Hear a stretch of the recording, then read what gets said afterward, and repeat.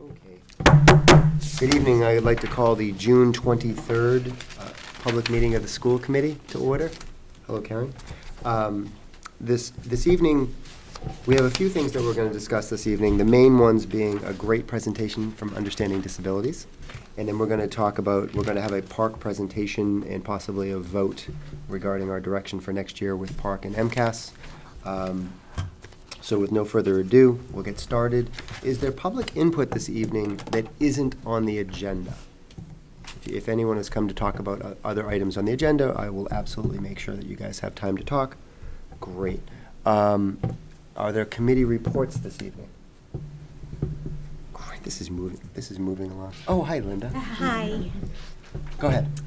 My first report is very fresh because I just came from the Coolidge promotion ceremony, which was wonderful to sit there facing the 8th graders who admitted they were so proud. And the new principal, Sarah Marchand, engaged the whole audience in a survey admitting that everyone was so proud. And they lived up to that. They were attentive, they were engaged in the ceremony, and it was wonderful to be a part of that and see that.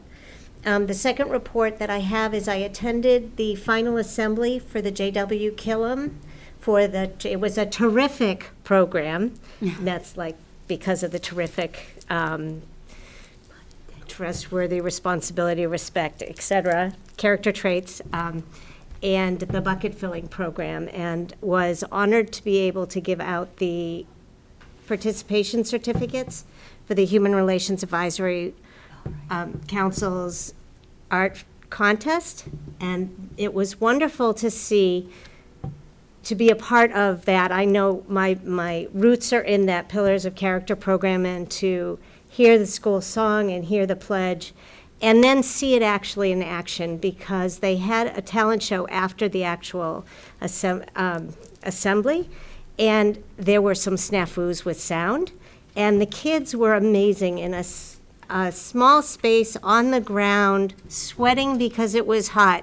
They were supportive to one another. Everyone that went up on that stage was supportive. The respect to the staff acting, pulling things out of their hat to engage the students informally. It was just really something wonderful to be a part of and to see. So I hope everybody gets a chance to see these things in our district in action. Thank you, Chair. Awesome. Thank you very much. Other committee reports? Dr. Doherty, do you have a report for us this evening? Would you like me to ask others first on your staff? Or You can see if I don't know if Ms. anyone. Delai, do you have a? I just have a real quick report here, and I just received this recently, but as you might be aware, the textile program, the Bay State textile program that we are involved with, that has the bins around at various schools, that actually pays us money for generating textiles for recycling purposes. There was a contest that was held, spring closet clean out contest, and if we met the benchmark of collecting 25,000 pounds between March 1st and June 15th, we would receive $800. So I have some information here that we actually did surpass that benchmark, and the district received, as a result of payment of an additional payment of $800 besides what we typically receive for the weights that we collect. That's fantastic. Wow. Dr. Doherty? Sure. Okay. Yes, You have a I have my reports, yes. Couple of You've things. done this before. Yes, I have. Couple of things. First of all, tomorrow is the last day of school. I just want to give a special thank you to everyone that made the school year possible. I think it was a very strong year from a variety of perspectives, and our students are finishing on a very positive note, which began with graduation a couple weeks ago and is now finishing up this week with move-up days and celebrations that are actually happening at Parker and Coolidge this evening, as well as some fifth grade celebrations that happened at the end of last week. So just want to give a special thank you to all the hardworking people in the Reading Public Schools, and certainly the parents that have supported us all year long. So that was my first piece. Second piece is I want to give you an update on enrollment. Since this will be our last meeting potentially for a month. Wanted to show you where we are with enrollment. It's slowed down a little bit now, but we have been getting a steady stream of phone calls from people moving into town.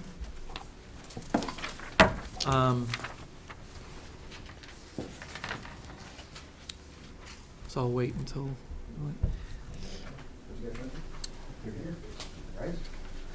Come on. So pretty much what is evident is we have pretty much maxed out on full-day kindergarten at this point. We have started creating a waiting list of people that are moving into town that have requested full-day kindergarten but now can't get it. So they are getting assigned half-day kindergarten at this point. That's the first time in recent memory that we've had to do that. We've always tried to find, even if it's in another school, but, so we are pretty much at a point now where we do not have any more slots for full-day kindergarten. I do have one school right now of concern, from a kindergarten standpoint of enrollment, and that's at Joshua Eaton. As you know, we have no additional classroom space, and in Eaton, we've already done the integrated program for next year. So our class sizes there right now are 24, 24, 24. So what I am planning on doing is, because it's integrated, the classes in the morning, class sizes are a little bit higher in the morning than they are in the afternoon. So I am going to most likely put additional paraeducator support in those classrooms for the 3 hours in the morning for next year. So I did want to bring that up to you, is that right now that is an area of concern because we just don't have any more classroom space anyway. Other than that, the class sizes are, within the 18 to 22 range that, that the go along with the school committee guidelines for K to 2, and 3 to 5 in the mid to upper 20s. Dr. Doherty, can we attribute the Eaton growth to anything? I mean, is it the Johnson Woods? I didn't say that. Yeah, No, Yeah, a lot of it is just a lot of homes are being sold in that area. I Okay. mean, there was a home, and we were kind of laughing. There was a home on Indiana Avenue that was, they were competing to buy it. There were several families, and one was a kindergarten, one was a third, one was a fourth, and so it was back and forth. rooting for the fourth graders here? Yeah, we actually, we're gonna laugh, but that was the joke, is that, Yeah. oh boy, I hope not the kindergarten. Wow. But, so I think there's just a lot of homes being sold in that part of town right now that's causing this. Okay, thank you. Questions? Thank you. Yes. Can you remind me which schools have integrated? I know Eaton does. Eaton and Birch Meadow for next year. Thank you. This year, it's Birch Meadow and Wood End. Thanks. So, So is it, sorry, to continue on that, is it three integrated classrooms for the 65 students at Birch Meadow? Correct. Okay. Yes. I'd like to point out that means those classrooms are right bumping up on that 22. Yeah, they're As all, they're all, I'm in doing all the the math whole on my- district, we're Right. real Yeah. tight. Yeah, it is very tight. And what do you got, Killam, there's 2 half-days then? Killam will have 2 half-days. Barrows, as you know, will have 2 half-days because of the smaller classroom. Thank you. Other questions from the committee? Mrs. Webb? So, in terms of the kindergarten assignment then, are you, where you only look, like we have availability to assign even to half-day in, where Killam, and what's the other small one? Looking at where the class sizes are already at 22. Well, Barrows, you can, is Split? that's Oh, split. right. So Barrows and Killam then. Killam is split. Wood End is 1 half-day session, so they're Okay. not integrated. Okay. So we have room at Wood End. Okay, so Killam, Wood End, and Barrows is where you Yep. have the half-day availability, really, regardless of where they are in the district. Right. So, Killam, Barrows. So we should be able to be in under the 2 miles. We should be, yeah. What makes it tricky is if someone moves right across the street from a school and you're telling them they can't go to that school. That's where it gets problematic. Right. Okay. I saw a hand, absolutely. Just in terms of a question on Eaton. My name is Sharon Olivardia, and I have a third grader who is currently in the Language and Learning Disabilities program, and it's housed in Eaton. And there are second graders through fifth graders in one classroom. And I wanted to know from Dr. Doherty, is that going to continue next year in this proposed figure of classroom space? That there will be one classroom for second graders and fifth graders? There will be one classroom for the language learning difference classroom. That is correct. I don't know the breakdown. I don't know if there's going to be some things done so that that age span is in the room at the same time. I don't know the answer to those questions, but we don't have any additional space to add on for another LLD classroom for next year. Thank you. Other? Great. Dr. Doherty, thank you very much. More reports this evening? The only other, I just wanted to welcome Martha to our team. She was officially on board on July 1st, but has been transitioning very well with Mary as the new Director of Finance and Operations. Martha, welcome. Thank you. Thank you very much for making Reading your home. We're very happy to have you. I can't tell you how many times this has been said, but, you know, Mary DeLi's shoes are apparently quite big. I've never seen them. But this is also sort of a historic is not the right word, but this is Ms. DeLi's last official school committee meeting with us. I can't begin to thank you for your 10 years of service. You were here when I joined. I know that Elaine was here as well. It's been wonderful to watch you flourish and watch your career take off. Wilmington's gain is certainly Reading's loss. But thank you very much for everything that you have done for us. And thank you for Martha. Thank you for preparing Martha to take over. We're really excited about it, and we feel as though you're really leaving us in good hands. So thank you. I agree. I thought that was really good. I really did. Can I just add Of like course 2 you can. detailed points? Maybe 3. I just want to say that to thank Mary for, if you look at the number of sort of processes that we had in place around our sort of financial processes and, you know, student accounts, our athletic budget, our whole budget document, there is a tremendous change and tremendous growth. And then look at what we've done with energy in this town. So, you know, Mary's contributions have gone well beyond just the school district. So I just really want to acknowledge, if you start to take stock of all those things that you've implemented since you've been here, and that was 10 years ago, it's really incredibly amazing. And we have a budget process and document today that's pretty much one of the best in class. We heard that from candidates that we interviewed. And you know, that's a large degree because of all the outstanding work. And, you know, we've been able to do amazing things in this district at our $2,500 below per pupil state average and for a long time. And your fiscal frugality, responsibility, and creativity has been just really amazing. So I really acknowledge a wealth of contribution to the district. Thank you very much. Mr. Martins, any reports? Perfect, thank you. So next up on our agenda is we're going to have a presentation from the Understanding Disabilities Group. So thank you and welcome. Thank you very much to all the school committee members and to Dr. Doherty for inviting us here to speak with you. My name is Paula Tucci, and I'm the Executive Director of Understanding Disabilities. This is Priscilla Squires, who is our lead teacher. Lead teacher is responsible for curriculum as well as training all of our lesson leaders and classroom assistants. I also want to introduce Karen Sarovich, who is here. Karen sits on our board of directors. Welcome. Thank you.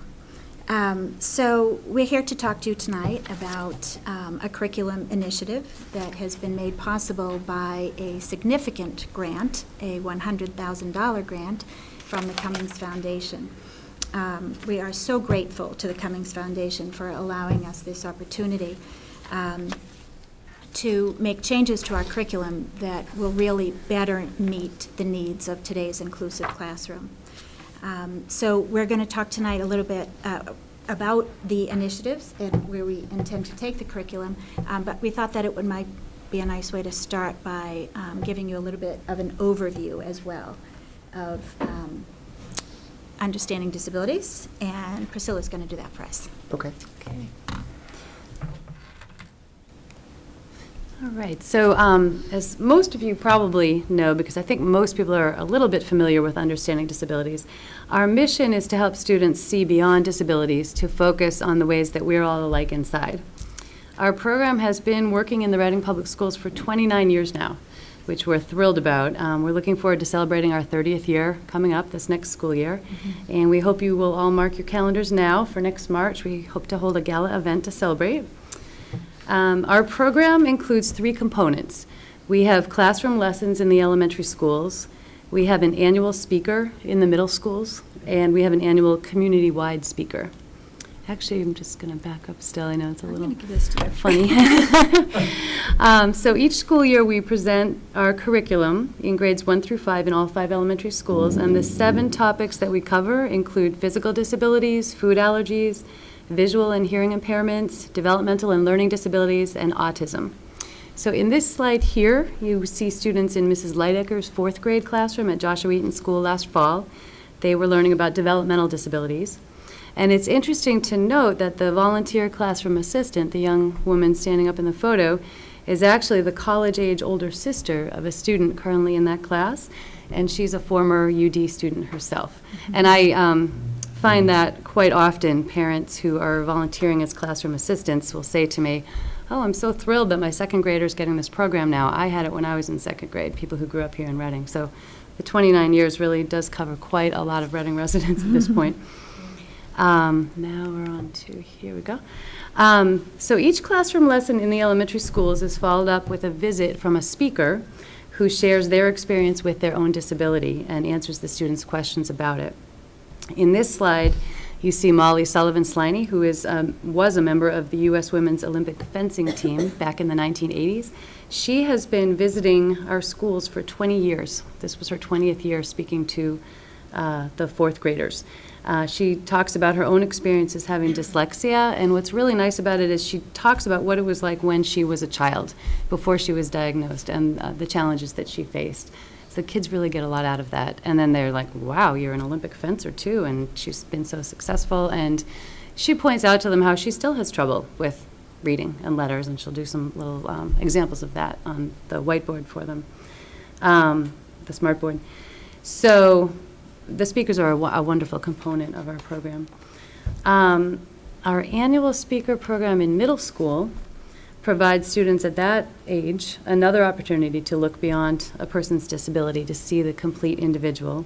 This April, we hosted high school senior Gianna Hitzos, who's in the middle of this photo here, at Coolidge and Parker, and she was diagnosed with autism at the age of 2.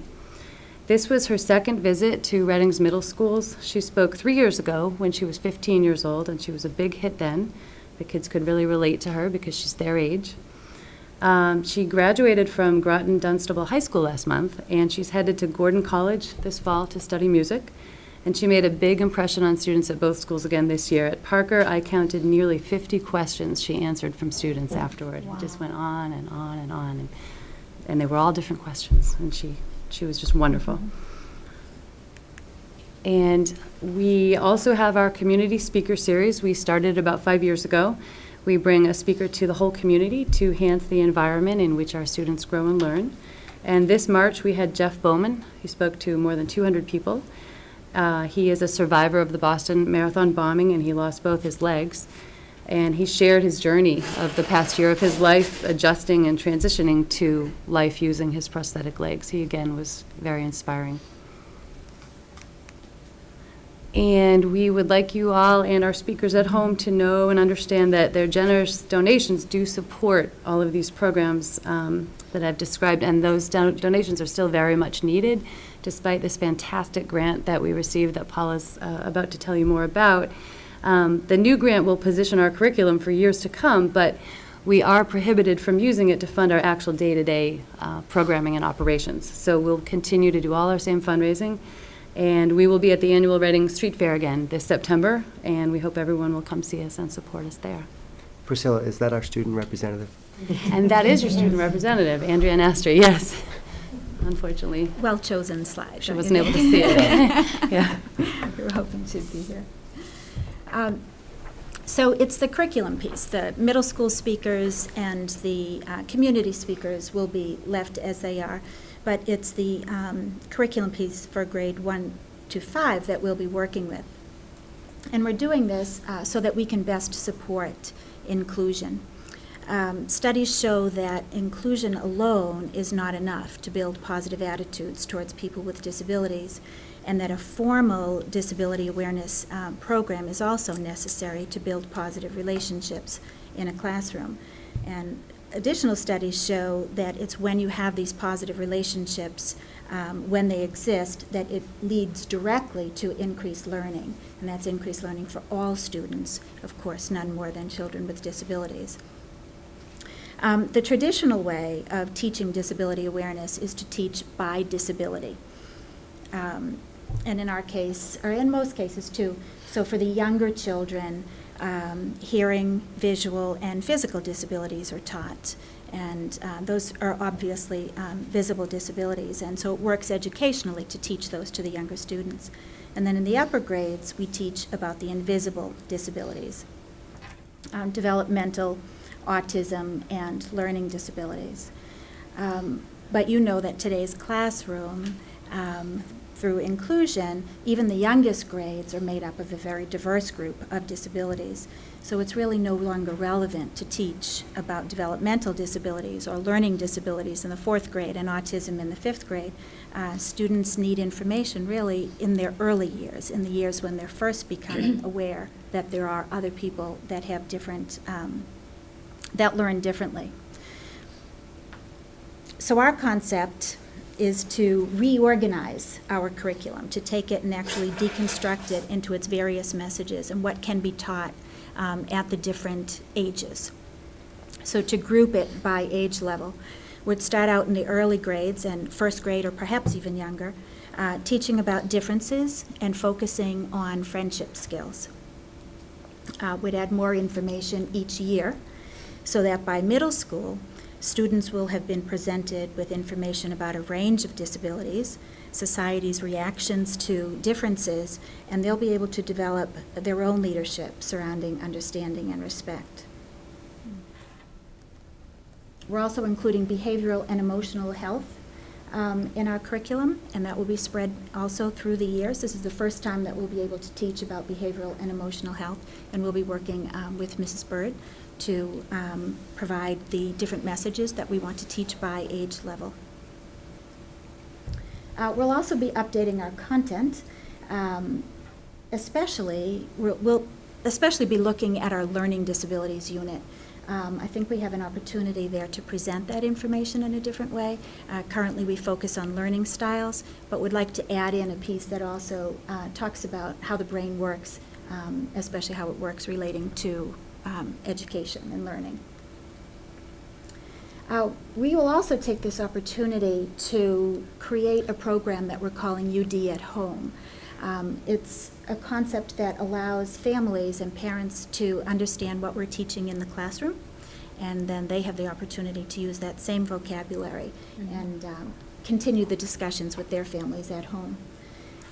We hope to be a resource for teachers as well. A lot of classroom teachers now are using different disability awareness concepts or different themes that we talk about in the UD classes and applying them to lessons in their classroom.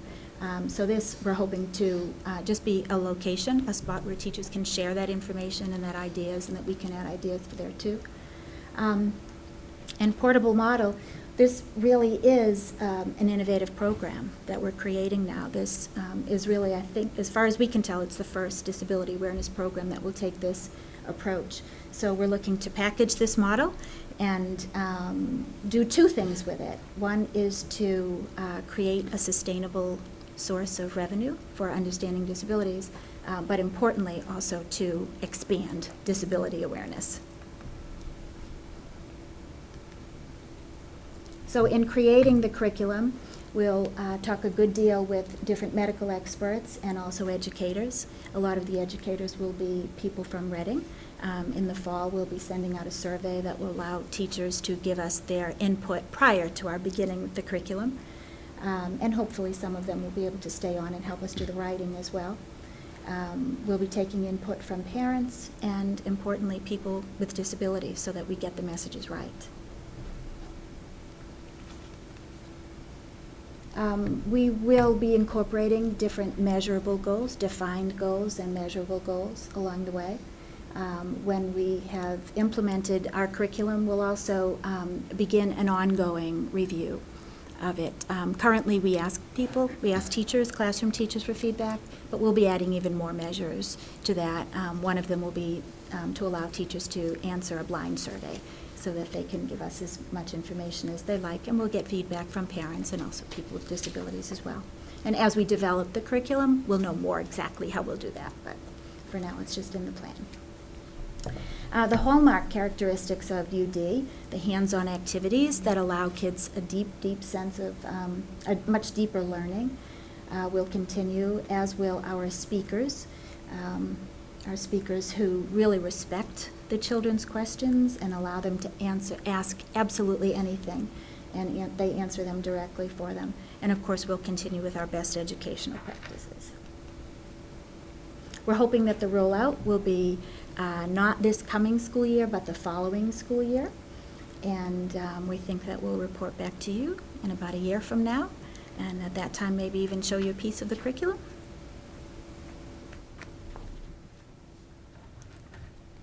And for people who are watching at home, if they have any questions or input, they can reach us via our website, which is understandingdisabilities.org. And can I answer any questions for you? Great, thank you. Questions from the committee? All right, you can go first. It's not a No, question, go. it's a comment. I just Oh. wanted to say that it's been a little while. I've been away for a little while, and, I mean, not away from Reading, but it's been a long time since I taught a unit in a third grade classroom or a second grade classroom. And I know that there were some struggles along the way, but it's great to see, where UD is today. And I'm really excited to hear about the portability piece of it, to be able to take something that's really high quality and expand that and support your program too. Yeah, That's exactly. really exciting. So can I have a question? Of course. Okay. So how do you do now getting your volunteers and your resources to support the program? You still rely on parent volunteers? Yeah, yeah. And Yeah. do you get the response you need, or is it We a do. struggle? We by and large do, each, right now it's structured by unit, by topic, and each grade level has their unit at a particular time of year. And by and large, we do get enough parents. Sometimes we have too many in one classroom, and then you think, how come this other classroom only has 2 and they have 7? It's just, the luck of the draw of which parents are working. But we have a pool of volunteers as well, who we can draw on from each school in those situations to fill in. So it's working quite well. So we think in total, we probably have about 250 volunteers that are working for UD, between classroom assistants, lesson leaders, the board of directors, a lot of people who are doing fundraising for us, but there's probably about 250 people. Wow. And both, typical household now, both parents work, so it says a lot. There's a lot of support for the organization. Right. Yeah. Mrs. Doxer? I just want to put in a plug because I remember so well the times that I spent in the classroom volunteering with UD. And it was a wonderful way to both learn and to bridge home and school and to see the classmates in action and the teachers in action. It was really a wonderful experience, and it made for great dinner time conversations. The learning just kept going on, so I applaud your work in this, achieving this grant, and I look forward to hearing and learning with you. Great, thank you. Thank you. I think the UD at home piece will be great too. Yeah. You know, because people are so busy. Mhm. So this will just be one spot, it will be on our website, and it will just be a place for them to go and find out what happened. And then we'll add something, some communication that allows parents to know what took place that day as well. And along with the website, we'll have some fun activities surrounding it and announcing it, and just to build awareness that it exists too. Thank you. So I joined Good Company. I am also a UD volunteer. Yay. And have had the opportunity to teach for the last 2 years in our school classrooms. And I would like to say one of the tremendous values, I think, of UD in our schools, it is incredibly important in supporting an inclusive environment and having all children feel safe and respected. But the skills that are taught, I think, get at something much deeper and more valuable long-term, and which is appreciating difference of all kinds. You don't talk about religious differences or political differences or family culture differences. But as we grow into the world, we all have to learn how to get along with people who are different than us. And if you're teaching first and second graders about this idea that people are different, and how do you feel about that, and how do you respect that, you're actually giving them a set of skills that goes far beyond respecting people with disabilities. You're teaching them how to respect all people. So I think it's an incredibly valuable program, and very happy to hear about this grant. I do have a question, though. Certainly. My question is this: how are you going to work? You mentioned that some Reading teachers would be involved in this. How are you going to work kind of with the schools to ensure that what you are building is meshes well with programs that might already be in existence in our schools? So, do you know what I'm saying? How do you? Thank you for asking that question. Thank you. Because I meant to mention it, actually, when I was talking earlier. We've been meeting quite a bit with Mr. Martin. And so we are, and also with Ms. Bird and hopefully Ms. Wilson when she's on board. So we, in fact, a lot of the changes that we're making stem from discussions that we've had through the years, from going all the way back to Ms. Oliveira, actually. Wonderful. Thank So, you. yeah. So this is just, the grant allowed us the opportunity to make changes that have kind of been accumulating for some time. And we'll be reporting in with Mr. Martin regularly, and so there'll be a lot of interchange there. Thank you. Yeah. I actually had a question about the units themselves. Is the understanding disability units, and I should know this, I know, I apologize. Are they taught at different times of the year, or is it interspersed throughout the entire year, or how does it work? Well, each grade level has 1 or 2 topics that are taught, and we coordinate the schedule at the beginning of each school year with the teachers at that grade level. So we fit around what works for them, where they can include it. So first grade actually happens to have 2 units. One is food allergies and the other is physical disabilities. So late August, early September, I'll work out a schedule with the first grade teachers of when it fits throughout the year. But to answer your question, when you look at grades 1 through 5, they are interspersed throughout the year because I teach some of them, but the majority are taught by parent volunteers. And none of us can all be in one place teaching all 7 at the same time. So that is, I guess, the biggest reason why they're spread out over the year. Okay, thank you. I just Mrs. have Webb. one more question about the grant. So I know you've got the $100,000 to provide you with some, resources to develop this, but unless you're contracting with someone, how, you guys can't get more time. You all are volunteering. I would think that that's going to be challenging. So I'm just wondering if you're using, external resources, or are you still primarily doing this development within the group of people who currently support, like the board of directors and support UD? We'll have a pretty large advisory board, actually. There's quite a few people who are willing to help us out on this. And I think it will go, I think I understand your question. And how we anticipate it to work is that we'll do the work. Those of us who are really close and familiar with the curriculum will do the work of breaking down, deconstructing the curriculum. So we'll identify each message that we think is really important to keep, and then work with experts in that field to say, yes, this is still the message that you want to keep, or maybe you want to change it a tiny bit, and then we'll work it out through which messages belong in which grade. And then we will pull them together, not by disability, but what is needed, what's appropriate for the kids at each age level to be learning. So everybody's going to be even busier than they were. Yeah. And there will be even more people involved than there already are. Yeah. Right. Great. So it will be a large project. Yeah. Thank you. I'm sure that puts pressure on, all the other aspects of your life, whether it's work or family or whatever, and so we really appreciate that. All the volunteers, because it's often minding the time out when you don't really have it. Great. Thank you. Yeah, there's a lot of people to be, that we're appreciative of. Yeah. Great. Thank you. Awesome. Thank you very much for coming in this All evening. right, thank you Appreciate very it. much. Okay. Thanks for your time. Thank you.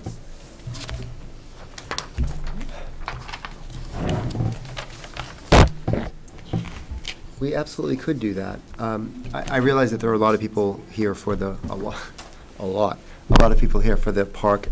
Would it be okay if we waited just a few moments longer for Mr. Robinson to be here? So if it's okay, I would like us to move to the budget updates and transfers part. We'll get through this quickly, and if Mr. Robinson isn't able to get here, then we'll get started with that conversation. So, actually, wow. Martha? Mary's just putting her feet up tonight. This is. When the time comes, thank you. So I think it was sent out, in this package? It is. Yep. So a few things. Right now, we're rapidly approaching the end of the fiscal year. Feverishly getting monies encumbered and orders placed so that we can close out fiscal 14. This is a very high-level view of the status of the district right now. I know you know we're asking for a couple of transfers to bring some projected negative balances back into positive. So if you want, I can walk you through that. On the administrative side, we have a projected deficit right now. That's more the result of legal bills. It's been a year that we've had a lot of negotiations for a lot of different contracts and a few other legal matters, so that's really driving that deficit. On the health services, we've had to use a number of nurse substitutes to cover an employee leave. On the extracurricular, we're not always sure how many productions are going to be run and what the associated costs are. So there's a small negative balance there. Athletics, if you look at the athletics line, you can see that the projected remaining expense is actually a negative amount. That's a subtle difference. I think Mary would put the drawdown for the revolving offsets in the budget amendment column, and I didn't. I had them in the forecast column. So that's why we're going to be drawing down on the offset, the revolving fund, in the next couple of weeks. Technology is in a negative. We have the IT audit and a few personnel expenses that drove that into a deficit. In total, the regular day is in a positive situation, 43,000. I know Killam looks a little out of whack there. We did have an additional kindergarten and a first grade class due to class size, so there were a couple extra teachers.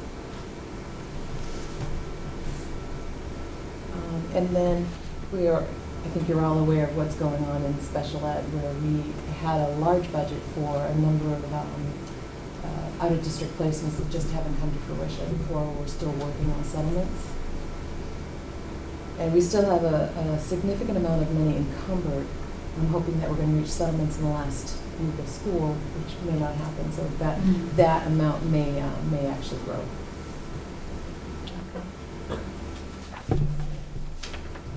Martha, could you explain the one at the high school? So the under budget of 115 at the high school? It's under budget. It's really a Surplus. staffing turnover. Staffing? Yeah. Okay. You mean the surplus? Yeah, Yeah. surplus. Surplus, yeah. It's some, open Okay. positions and then turnover. Okay, understood. Thank you. Mm-hmm. Sorry. Questions from the committee? There's got to be Oh, something. come on, there's got to be something. We're making your first one easy, I guess. I believe that we have 2 motions this evening. Mrs. Browski, could you help me? Yes, happy to. Move to authorize the transfer of $25,000 from the Facilities Cost Center to the district-wide Programs Cost Center. Do I have a second? Second. Discussion? And we have people, if there's questions, feel free to raise your hand. Seeing none, all those in favor of the motion? Opposed? And the motion carries 4-0.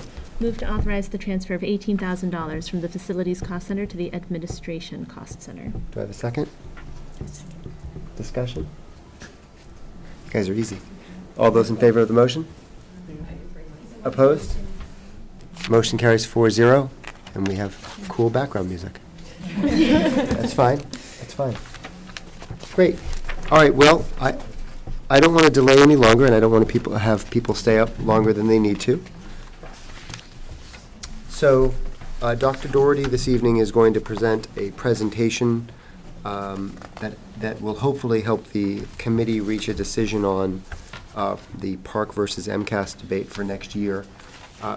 If it's okay, I'd like to have Dr. Doherty present to us this evening. The school committee will ask questions and we'll have dialogue. I will absolutely let anyone that wants to talk ask questions or provide their input. I would ask that we try our best to maybe keep questions to those that haven't been previously asked, because I'm sure we'd like to get out of here before midnight. But please, I want tonight to be as open as we can. So, Dr. Doherty? Thank you. And I will try during the presentation. I know that we have received a lot of questions over the last few days. Thank you. So I will try to incorporate some of the answers to the questions in this. I can't promise I'm going to hit them all, but Thank at you. least I'll do the bulk. Dr. Doherty, I should have said that to begin with. I'd like to thank the community. We've received a lot of emails. I think that Friday they started. We received a lot over the weekend. We received several today. The emails, the overwhelming majority of the emails have been professional, stating their opinion on MCAS versus Park. They've asked good questions. I have tried to at least respond to let people know that we have received those emails. I know that Mrs. Doxer has also helped me do that as well, so I thank her for her help. I also know that Mrs. Doxer has tried to keep a spreadsheet of the questions that are being asked so that we can kind of try to keep them duplicates and all of that. But it's been great. The outreach from the community has been excellent. We welcome it as always. If Dr. Doherty isn't able to answer all those questions as he goes through the presentation. Or Mr. Martin. Or Mr. Oh, you know what? Or Mrs. King, who I also have. I don't want to write things down. I'd rather it be more free, but maybe I should start taking better notes. But thank you. So, Dr. Doherty. I just want to back up a little bit, give some context of the whole state assessment discussion. So the MCAS has been in existence for 18 years. Essentially, the test itself has not changed its format. The frameworks have also changed a few times during that time. As you know, we are now in 2010, the Board of Education approved a new set of frameworks for literacy and mathematics. You also know, if you've been following what's happening nationally, that there's a lot of conversation about the different state assessments, how it's connected to federal funding, the Park, Smarter Balance, which is also a set of assessments that some states are using, and how it all links to the Common Core. I think in some states there has been a lot of controversy based on the fact that Massachusetts has a higher set of standards. And I think in some states people are a little bit nervous that they're going to get compared to the expectation levels of Massachusetts, particularly if they are taking the Park, because the Park is, right now 15 states in the District of Columbia are taking the Park or field testing the Park this year. So I think we hear a lot of things nationally about what's going on with Common Core and state assessments and high stakes texts and things like that. Those types of issues are not as prevalent in Massachusetts because we've always had a very strong state testing system based on a solid set of frameworks. So quickly, I want to review the curriculum framework development. I want to emphasize that Massachusetts does not have the Common Core. Massachusetts has the curriculum frameworks, which is actually been added on to the Common Core state standards. So the whole purpose of the Common Core, which actually started in November of 2007 by the chief state school officers, which are all of the commissioners of education throughout the country, is to ensure that all students are able to be successful in an economy, in a society that is changing at a remarkable pace and will do so throughout their lifetime. That was the whole basis in November of 2007, to come up with more of a national set of standards that states could use. In 2008, the chief state school officers and the National Governors Association formed a group to recommend an upgrade of the standards across the country in ELA and in math, K-12. So that was the genesis of what has been used as called the Common Core. 51 states and territories adopted these standards in September of 2009. 2010, Massachusetts adopted a new set of curriculum frameworks, which the Common Core is a part of in both ELA and math. A big difference is that pre-K is added in the Massachusetts standards, and there's been an additional 15% of standards added to the National Common Core. So that is the big difference. I think the other important piece to remember, these standards are based on solid research, and also they are compared with international standards, which have been there's been an international test that has been given for years in all countries, including the United States. So the standards that are used for these international tests, the Common Core was developed from those. Okay? So the framework standards that Massachusetts has in mathematics, there are 3 areas that they focus on. First, emphasis is that you have fewer topics per grade and deeper analysis. So instead of the mile-wide, inch-deep curriculum, you're going to a much deeper curriculum with fewer topics. Second is that you want to make sure that there is a coherence or a linking of topics from K to 12 across grades, so that there's a connection as you go through the grades. And then rigor is you want to make sure that students have a conceptual understanding instead of just rote memorization, that there's procedural skills and fluency, and then you have application. And this is where the mathematical practice standards come in as a part of that, and the problem-solving piece of math, where you roll up your sleeves and you try to solve a problem that's given to you. With literacy, there has been a shift, particularly in the upper grades, to more of a nonfiction text. That doesn't mean fiction is disappearing. Fiction is still very alive and well, but now the nonfiction is being introduced more in social studies and science, not just in English class. So truly it is literacy across all subject areas. There is a regular practice with complex texts and vocabulary. There's a lot of reading, writing, and speaking. There's a lot of use of interpreting information that you see, and how do you know it's valid? So material online, because everything is on the internet is believable, right? But how do we teach students to interpret that material? So that's all part of the literacy piece of the curriculum frameworks. So why am I telling all this? Because the current MCAS cannot assess these standards. And the state realizes that. So a new assessment is needed, and a new assessment that's been developed over the last few years, and that is the PARCC. I will also tell you that there is another assessment that's being developed in other states, which is called Smarter Balance. So there are 2 assessments that are out there. So the PARCC, which Massachusetts is part of, is the Partnership for Assessment of Readiness in College and Careers. It's a multi-state consortium. As I said before, it's 15 states in the District of Columbia, working together to develop a common set of assessments in English and in math. I do think the plan down the road is to expand that to science, but the new science standards are just coming out now, so science is not part of it at this point. So I should emphasize that when we're talking about PARCC, all we're talking about is English, literacy, and mathematics. Science is still going to be MCAS for the foreseeable future, which is grades 5, 8, and 9.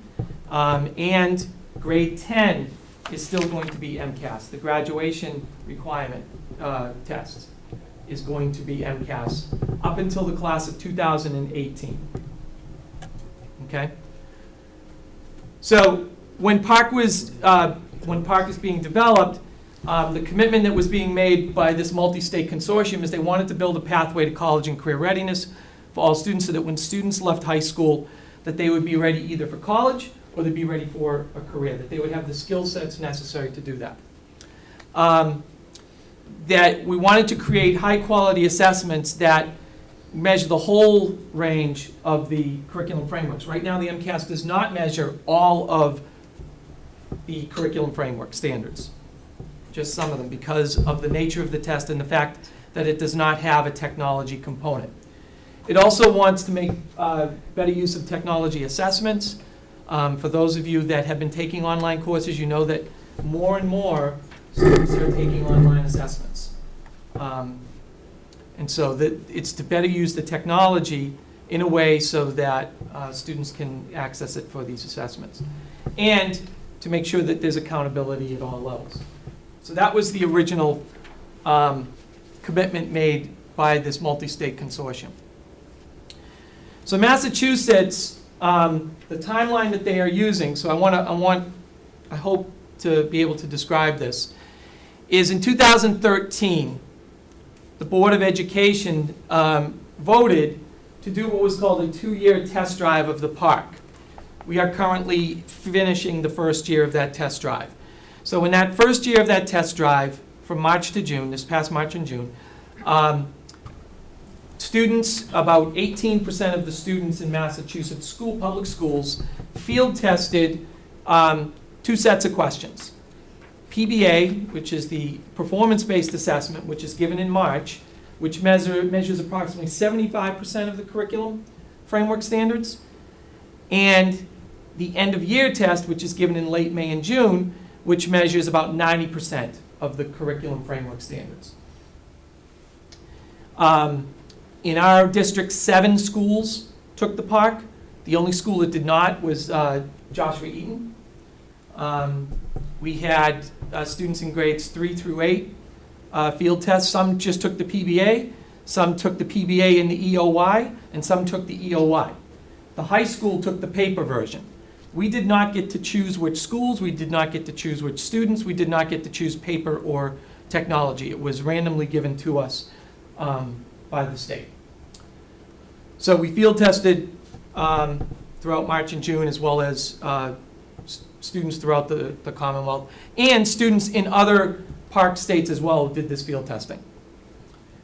So now we're at the point where, and this is why the school committee is meeting to discuss this, is now we're at the point where June 30th is one of the deadlines that a decision needs to be made. So up until late May,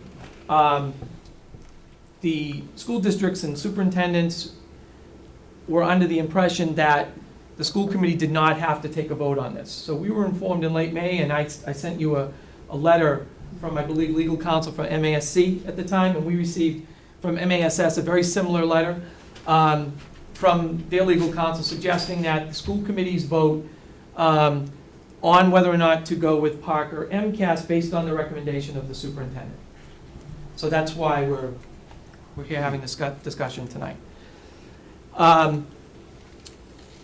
The June 30th deadline is to guarantee that if a school district chooses PARCC, they are guaranteed that they will be taking the PARCC for next year.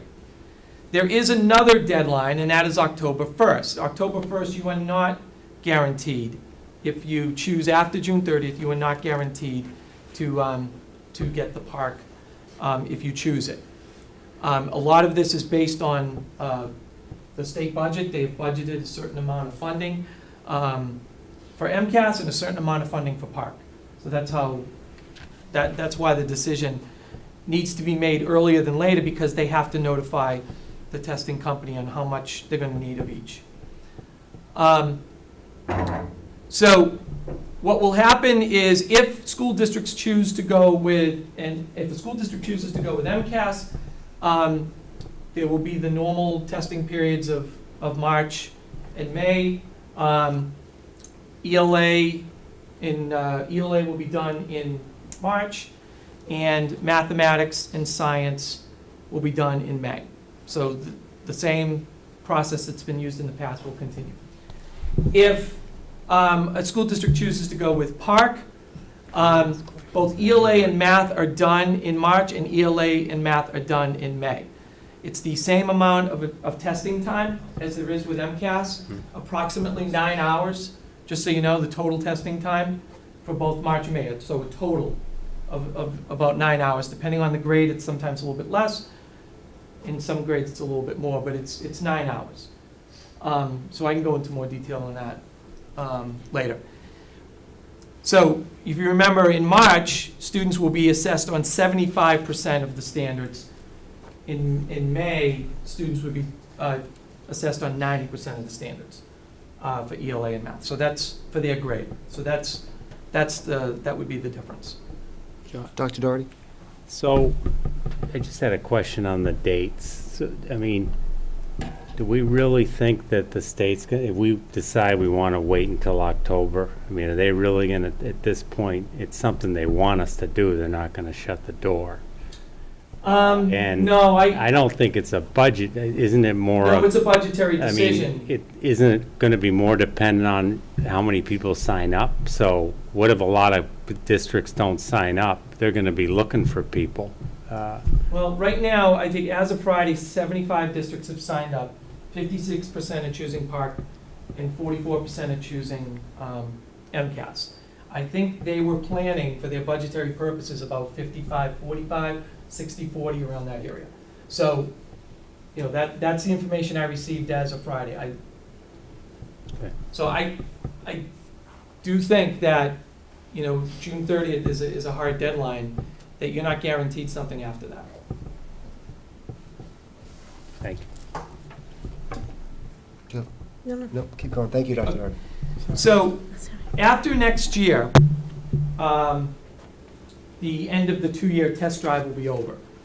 And then in the fall of 2015, the Board of Education is going to vote at that point whether or not to adopt Park entirely, which means that except for science and the grade 10 graduation requirement test, every student in school districts will be taking the Park, or they will go to a different type of test.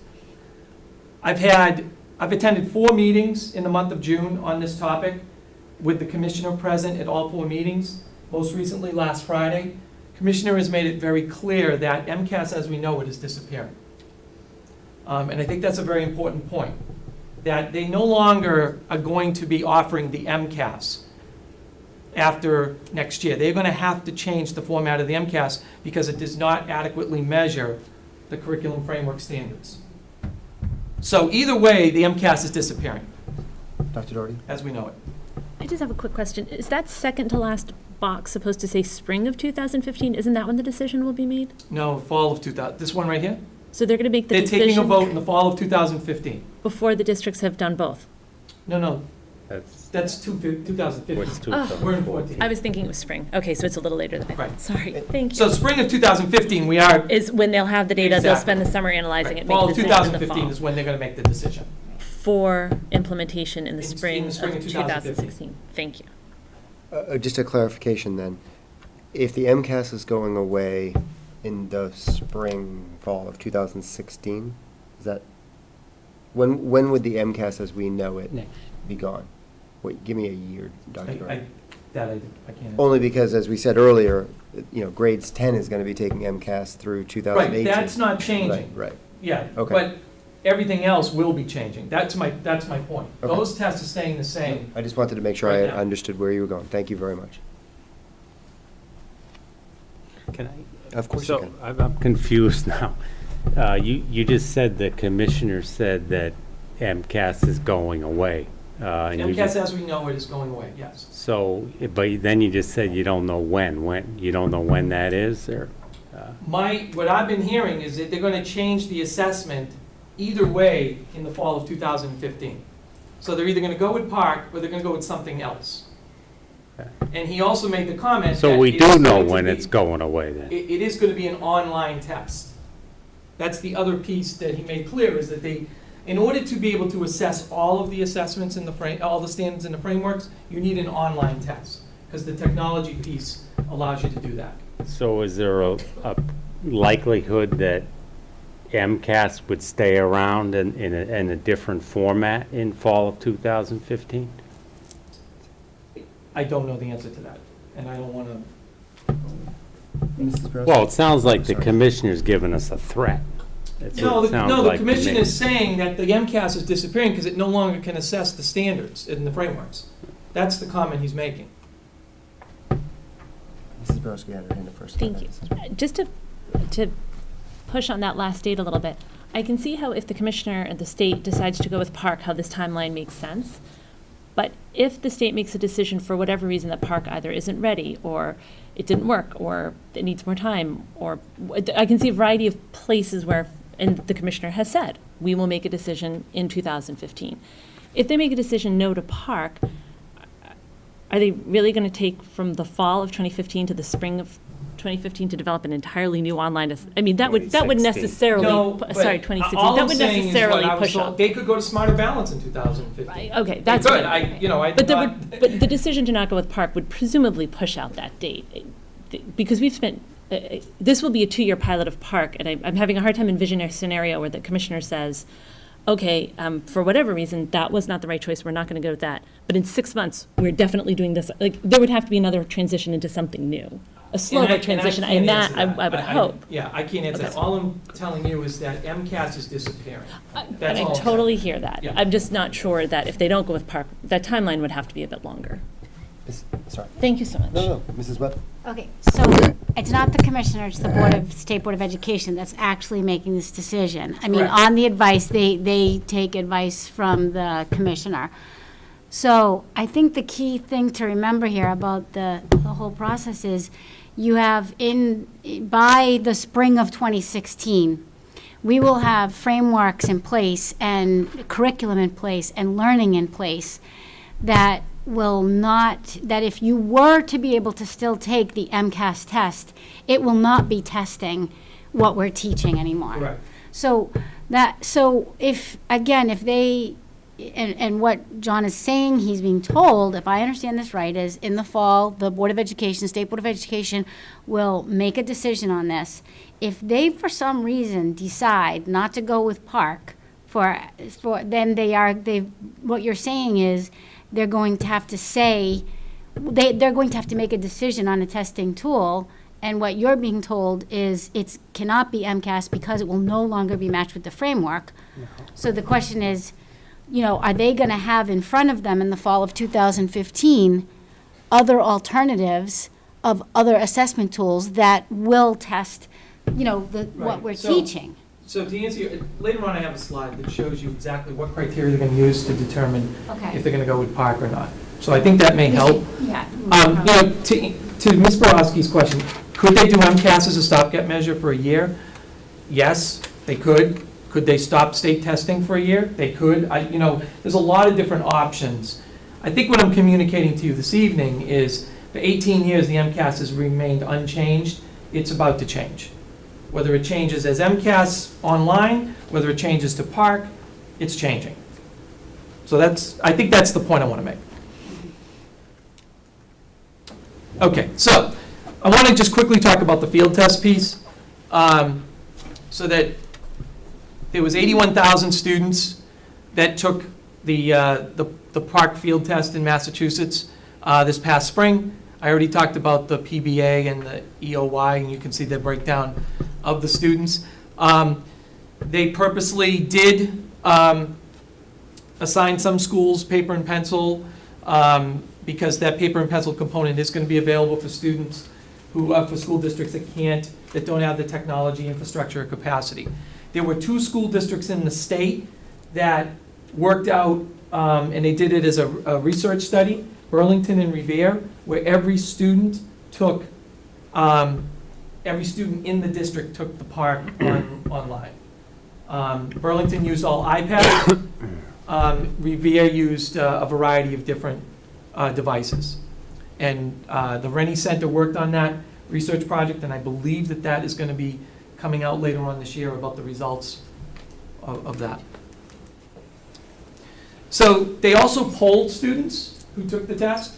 After they took the field test, they answered a series of survey questions. So as you can see, students, majority of students expressed a preference for online over paper and pencil, particularly in ELA. Math was slightly higher than 50%, but there still was a desire for students to take the online version. Students, the test questions, students thought that these are topics that they had learned during the year, which means that, the frameworks that are being taught are aligning with the assessment. You can see that students reported the LA test was 28% reported. The LA test was more difficult than their schoolwork. 61% reported that the math test was more difficult. This is statewide we're talking about now. 83 and 94% of the students responded that they had enough time. So I want to talk a little bit about time, because I know that that's been a question that's come up. So PARCC is a time test, and there is a set amount of time that everyone has to take it, and then students can request during the test for an additional 50% of time. Students that are on IEPs that require more time during the school year for their tests can have unlimited time if it is written in their IEP, and then so they essentially have the entire school day to finish that assessment. So that's when they're talking about the timed versus the untimed. That's what they're referring to.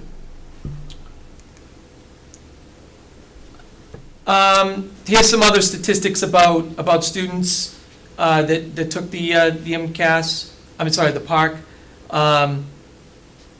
Like any other new online assessment, there were some technology problems, and we experienced those in the first week in March of the implementation. Joanne could probably talk about that. But then once we worked out all the glitches, we figured it all out.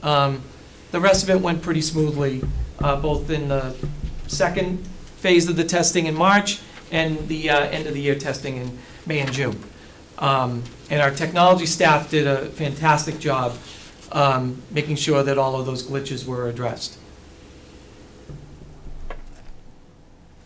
So why would a school district want to go to PARCC in 2015? So certainly a big reason is that students are going to have a head start on experiencing a next generation assessment. We did have several students, about 18% of the students, take that assessment this year. So we have some students that have had that exposure already. But if we go to this assessment next year, then students in our entire district that would be taking a state assessment, so that's grades 3 through 8, would be experiencing that next generation assessment. The other piece to this that the state has offered is that we'll be able to do this in what is called a held harmless on the accountability rating. So let me explain about that. It doesn't mean that we don't get scores.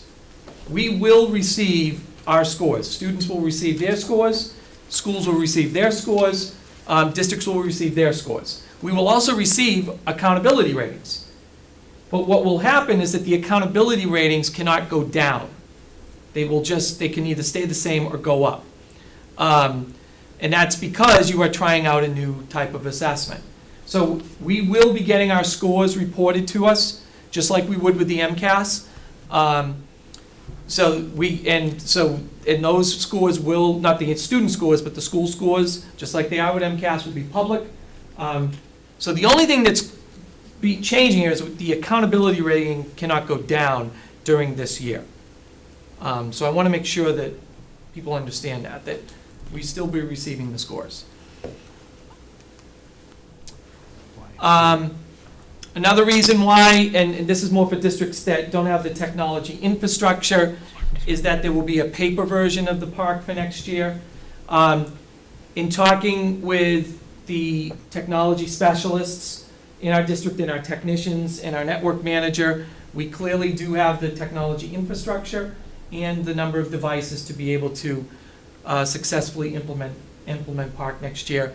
There is a 4-week testing window in both March and in May to administer the park, so it allows a lot of flexibility in scheduling, very similar to what we do now with the MCAS. The MCAS has a 2-week testing window, and the park would have a 4-week testing window.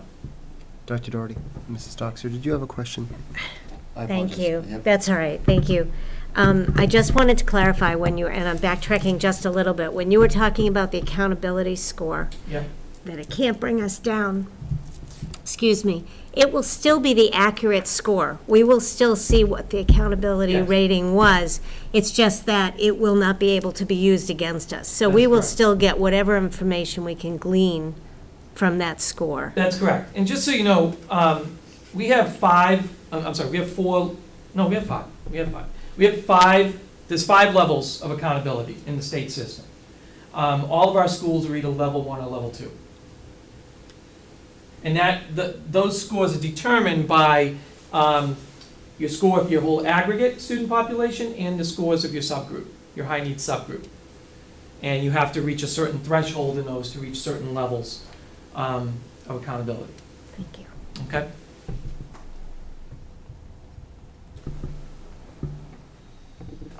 Some other things to note is that if a district chooses to go with Park, they're not getting double tested. Where, this year we had that situation because we were field testing the test. So if you are taking a grade 3 ELA test, it's just Park. It's not Park and MCAS. So if the decision is made to go with Park, MCAS disappears, except again for science and for the grade 10 test. Okay? And the other piece that I think is important here, this last bullet, is that the student growth percentiles will still be able to be transferred from an MCAS setting to a Park setting, and I'll talk more about that in a bit. Okay, so I already talked about these, this window here, so I'm gonna skip that piece.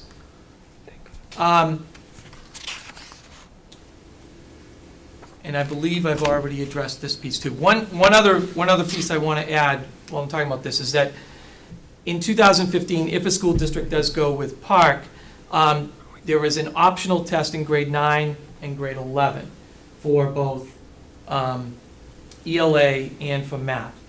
So the way that this would look, if school districts choose to do this in 9 and 11, and I'm not advocating that we would, they would take an end of the course assessment. So, for example, you would take an English 9 assessment, all grade 9 students would take an English 9 assessment, and all grade 9 students would take either the Algebra 1 test or the geometry test, depending on what course they are taking. Okay, in grade 11, they would take an end of the year English 11 test, and they would take the Algebra 2 test in math. Park only goes up to Algebra 2. Dr. Doherty, today the 11th graders don't take a The state 11th graders do not take a state assessment. Okay, Neither do right. Mrs. Webb? and the 9th graders only take the science. They take the right? science. Right, and the Right. 10th graders are, Right. yeah, okay. So they would still take the science.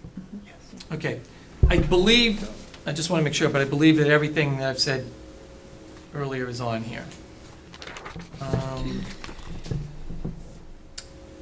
Yes, all of this is I've already talked about. Okay, so let me talk a little bit about the hold harmless again. So the accountability reporting is going to be different, but only for schools administered Park. So if we do take the MCAS, we would not be held harmless. We would get all of our scores, but we would not be held harmless, meaning you can go up and down in your accountability ratings. And I do want to talk about this equity percentile system. And I have a paper that I hope can clarify this a little bit.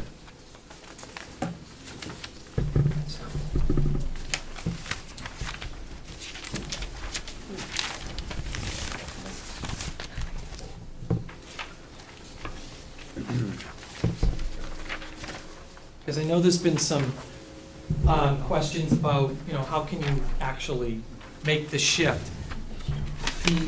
The assessments are, the scores on the assessments, the SGPs, are what are called assessment agnostic, which means that it isn't the assessment that determines where you lie. So for example, in this chart,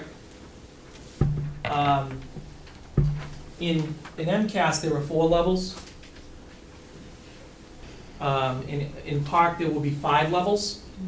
And so there will be a shift that will be made based on a representative sample of transferring of the scores from the MCAS bar to the PARCC bar. So it's easily transferable because it's not the assessment that determines it. It's the scores based on the raw score transferred to a growth score. So just so you know, that's what the equipercentile piece is that they were referring to. Questions on that? Mrs. Beck? So is this chart, are the growth or these are the actual scores, right? The Right. achievement scores? What they're showing is how you convert the overall score of, say, a 260 to a PARCC score, a representative sample, and what that would look like for a level. Because you're going to get you know how right now we have advanced, proficient, needs improvement, and warning? Yeah. So there's going to be 5 levels with the PARCC. So what they're doing is they're going to shift the levels from 4 to 5. I don't think they've designated what those levels are called yet, other than 1 through 5. You can then transfer those to growth scores after 2 years of the test. Because you need 2 years to show growth. You can't just base growth on 1 year. You need 2 years to show a growth score.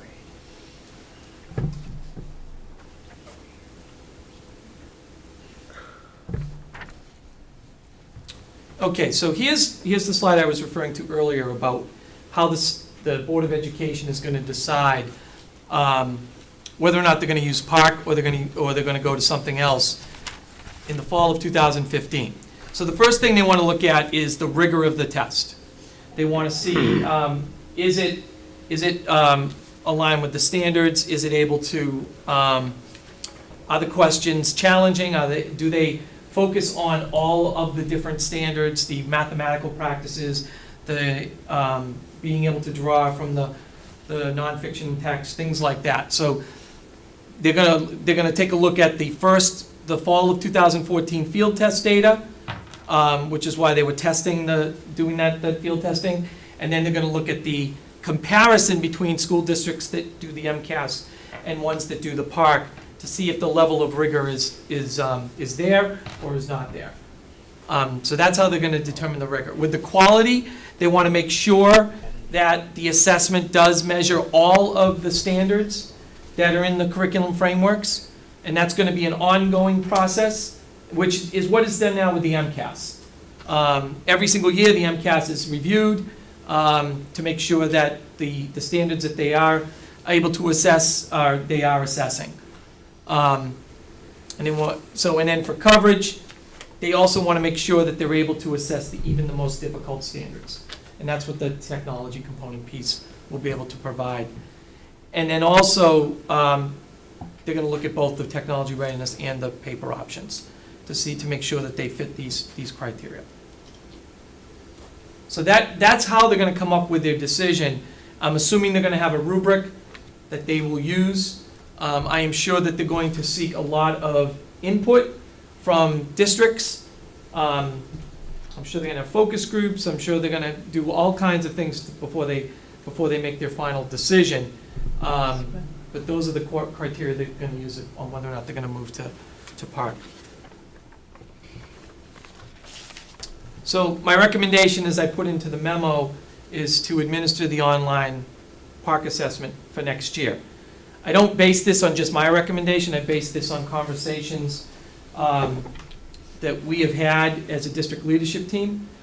We've had several different conversations about this, both after the first March field test and then the May field test.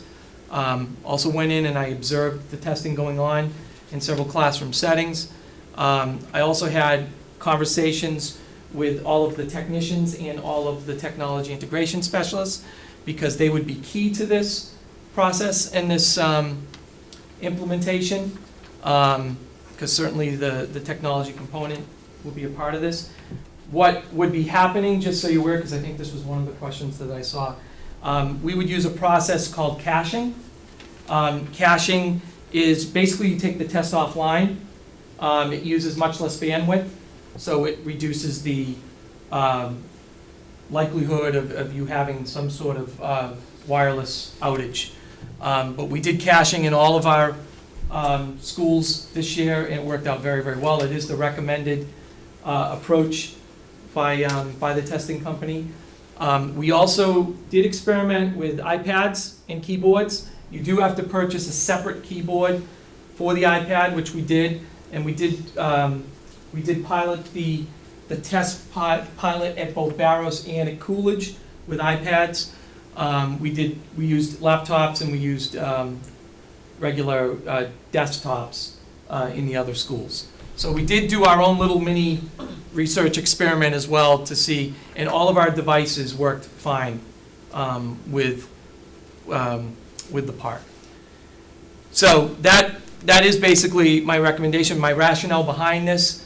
And this is through the conversations I have with the district leadership team, the building principals and teachers. It's more aligned to the testing of the curriculum frameworks than the MCAS. It is technology-based. It's going to help our students for future generation assessments, whether it be the park or something else. It'll also help our students with other online assessments that they either are currently taking or will be taking. Just a quick example, I know several students who just went off to college that had to take placement exams online for math, for foreign language, for English. It's a way of life now, and students have to take online assessments. So it prepares them for those assessments. We do have the infrastructure and the hardware in our district to do this, so I'm not concerned about that. We have purchased a lot of technology this year that we are this summer putting together in the different schools. We made an investment. We got funding from town meeting earlier in the year to be able to purchase more hardware to do this, and that's in the process of happening. So we do have the technology, hardware, and infrastructure to do it. The accessibility features, I want to pass that out also because I know that has been a question, but there is right on the website.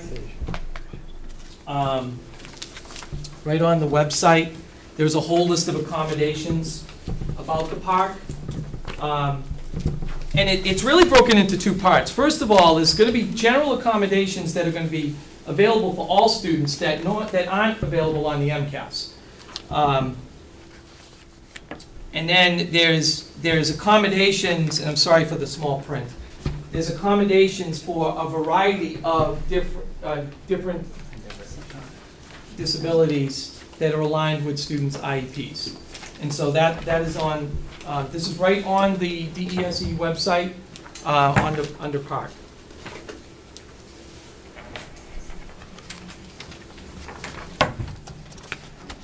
One other thing that has come up, the MCAS Alt is not going to become park, but the state is redesigning the MCAS Alt. So the MCAS Alt is also getting a facelift. The MCAS Alt is for students that cannot do a traditional assessment or an assessment online like the park. And it is more portfolio-based, but that is getting a facelift, and that is happening as we speak. So the MCAS Alt is also getting changed during this process.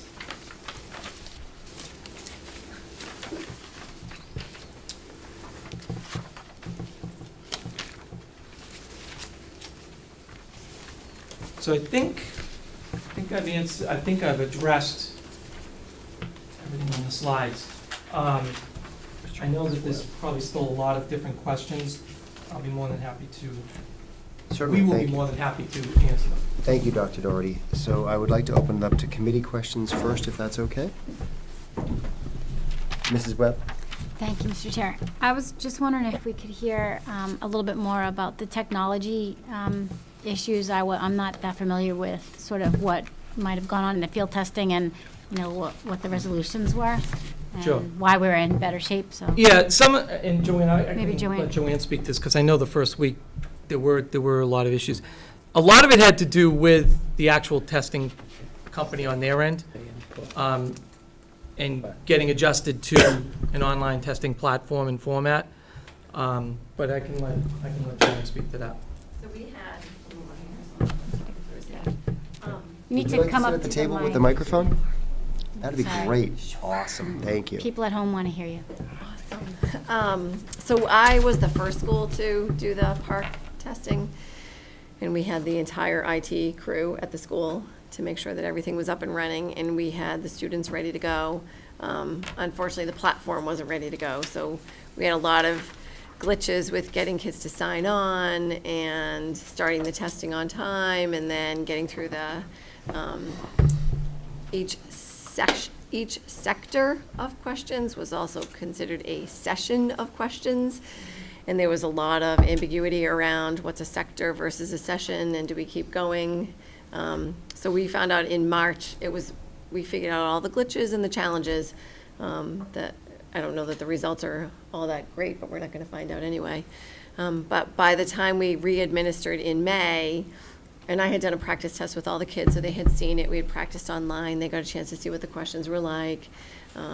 They got a chance to talk about the questions, use the manipulatives that were on the screen.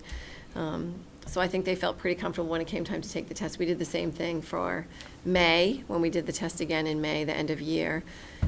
And they were ready, the kids were ready, and they were kind of kidding around. I wonder if the company that designed the test is gonna be ready. And they were ready, the test went fine.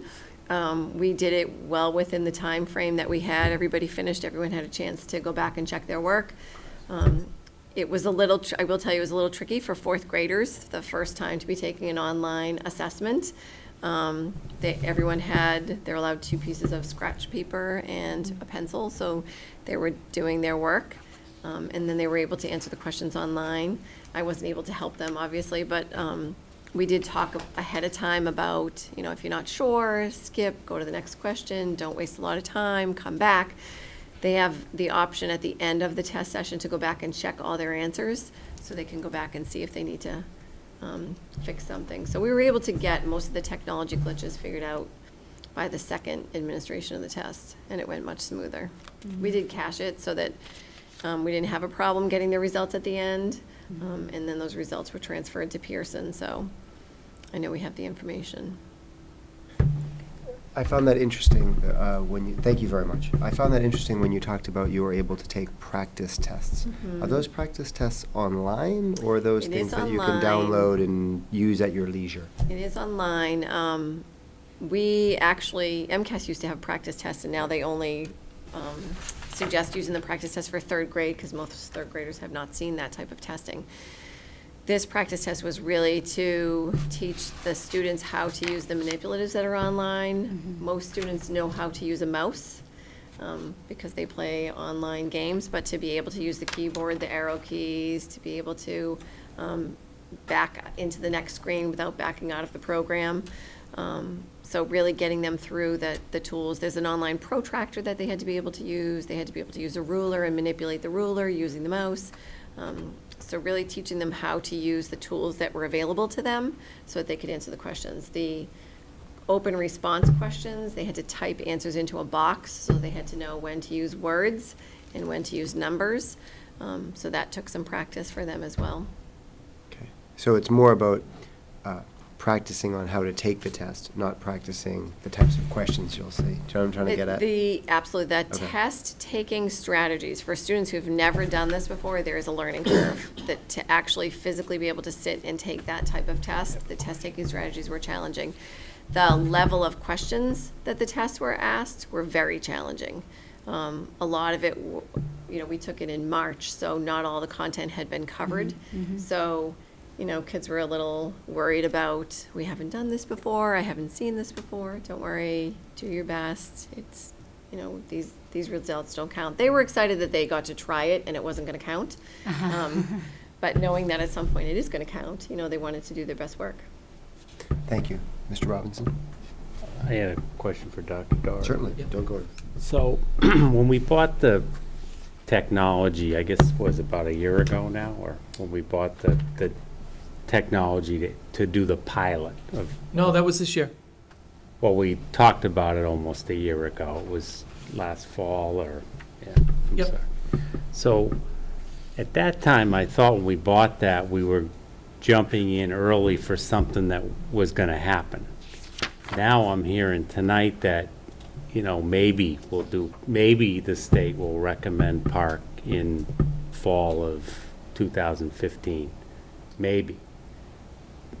Or they may say no. Well, I think the important we'll- thing to note is that it's, The horse is already out of the barn. We spent the money on the technology and I thought that's when we made the decision to go to park. well, Am I wrong?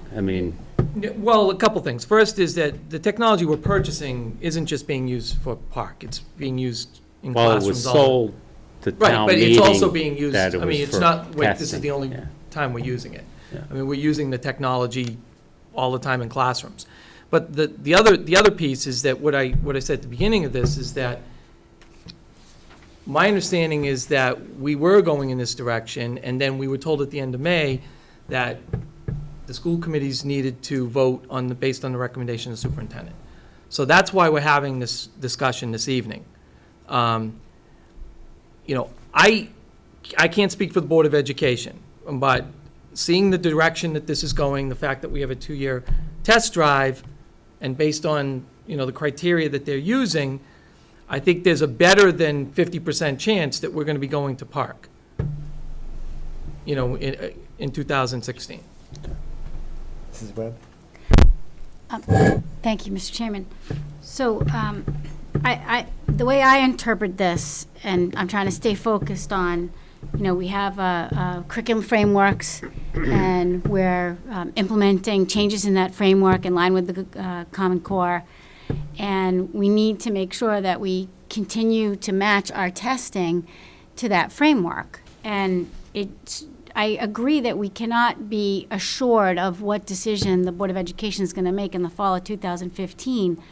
But it certainly does seem, when you look at the direction that we're going in and the fact that the MCAS will not be one of those options. We don't know that, for sure. Okay, so you're right, we don't know what the decision is, but we do know that the MCAS test will no longer be aligned with the frameworks. Right now, there's work being done on the PARC tool and the other tool, Smarter Balance. Smarter Balance, that are going to continue to keep those standardized testing tools aligned with changes in the frameworks, whether it's Common Core across the nation or the Massachusetts framework and the Common Core pieces. So it appears to me that we want to keep our testing aligned with what we're teaching. And when I look at when I spoke today to I contacted the School Committee Association to find out, what kind of decisions have been made across the state so far. And he did say that greater than 50% of the committees are voting in favor of continuing with the park, and I believe that's about 56% was the number from the Department of Education. And I guess I asked him the question of what was the reasoning behind when a committee was deciding against it, and rather than bring that kind of negative information out, I also asked him, what was the focus when the vote was in the affirmative, and his perspective was he felt that the focus when it was in the affirmative was focused on really the learning, the frameworks, assessment, and students, and not some of the other things that might be going on in the broader national landscape. So when I look at staying focused on that, I look at some of the data that I believe it's on slide 9, that was for the overall field testing. And when you ask students, was this relevant, was this testing focused on things we learned? And those percentages are very high. And I think that's great. And did they have enough time? And those percentages are very high. And then when, was this more difficult? A good number of students reported that it was more difficult. Well, that's good because we're trying to, increase some of the rigor. We're trying to raise those bars, right? That we've taken the data from the TIMSS and the PISA and spent all these years, trying to say we need a standard that's going to keep our students globally competitive. And, this past year with the pilot, was one small step. And, to go forward with the park and keep moving in that direction instead of really stalling. Because by staying with the MCAS, then we're knowingly saying we're going to stay with a testing tool that's not going to be aligned with the frameworks. Thank you, Mr. Chair. Actually, Mrs. Webb, I'm so glad you asked that question because it was something I jotted down to get some clarification on. It was my understanding that the MCAS, beginning in, I think, 2012, was aligned to the new 2011 curriculum framework. So that the curriculum frameworks were changed in 2011, and then there was like a year or two grace period, and then the new MCAS was aligned. So I've heard both, and I just want to make sure that we're clear. Right, so- Is it that the new, that this past spring, MCAS was not aligned at all with the Massachusetts frameworks as they exist now, or not as aligned as we would like them and believe they could be? So a Because that's a big difference. A couple of things have happened, and I don't know the dates off the years, but there was a year when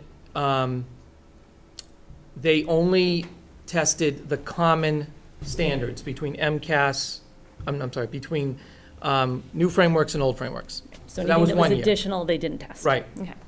The next year, then they shifted to, we're now testing all of the new framework standards. But the MCAS can't assess every single standard because of the nature of the test. What PARC does is it can assess all of the standards, including the mathematical performance standards, those 8 mathematical practice standards, which are critical into the problem-solving piece. So that's the difference right now, is that MCAS is now aligned, but it can only assess certain number of standards. Can I ask a quick follow-up? Thank you. Could you give me like a percentage breakdown? Like, I don't know that, I'm I sorry. mean, my percent, and I've seen some online, I've seen the PARC and I've seen the MCAS and I've seen similar questions side by side, and I can see the benefit of PARC. I absolutely can see that it digs deeper and makes you apply more. But I'm just bristling a little bit at the idea that MCAS isn't aligned. It is aligned. It has been aligned for the last several years. So my sense is that PARC attempts to further and deeper assess the standards, but that's a different thing than we're not assessing that. We are assessing the standards. Not now. all of them. Just, but That's the difference. I guess that's The I'd design like of some- the design of the MCAS test cannot assess every single standard in the new frameworks. Is there The design of the PARC can. is there any place where that is like these standards are being assessed today and these are not? Is there any place where because I've done a lot of research on my own and I just Yeah, can't. I'm not, I have to look, I'm not sure. Okay, because that's something, if we were assessing 90% of the new standards that were only adopted 3 years ago, I think I could live with that. If we're only assessing 25%, that's a Well, I concern. think the standards that aren't getting assessed are the critical mathematical practice standards, the application standards, the problem-solving standards, where you need to dig deeper and you need the technology to do it. I think that's the difference. I don't know the percentage breakdown, Okay, but I think that's the big difference. thank you. I'd like to follow up on that quickly. The 10th graders still take MCAS. We've covered that for a while now. Do you have a concern that the 10th graders taking that MCAS will not have been exposed to the type of questions the MCAS is asking at that point because our math curriculum has changed, Dr. Doherty? Well, it is assessing the new, It is assessing. right, it's just not assessing all All of of the them. standards. Understood completely. Okay. That's helpful. Thank you. Continue. Sure. I think the rationale to keeping the graduation requirement MCAS is because these students have been taking the MCAS Certainly. for so long.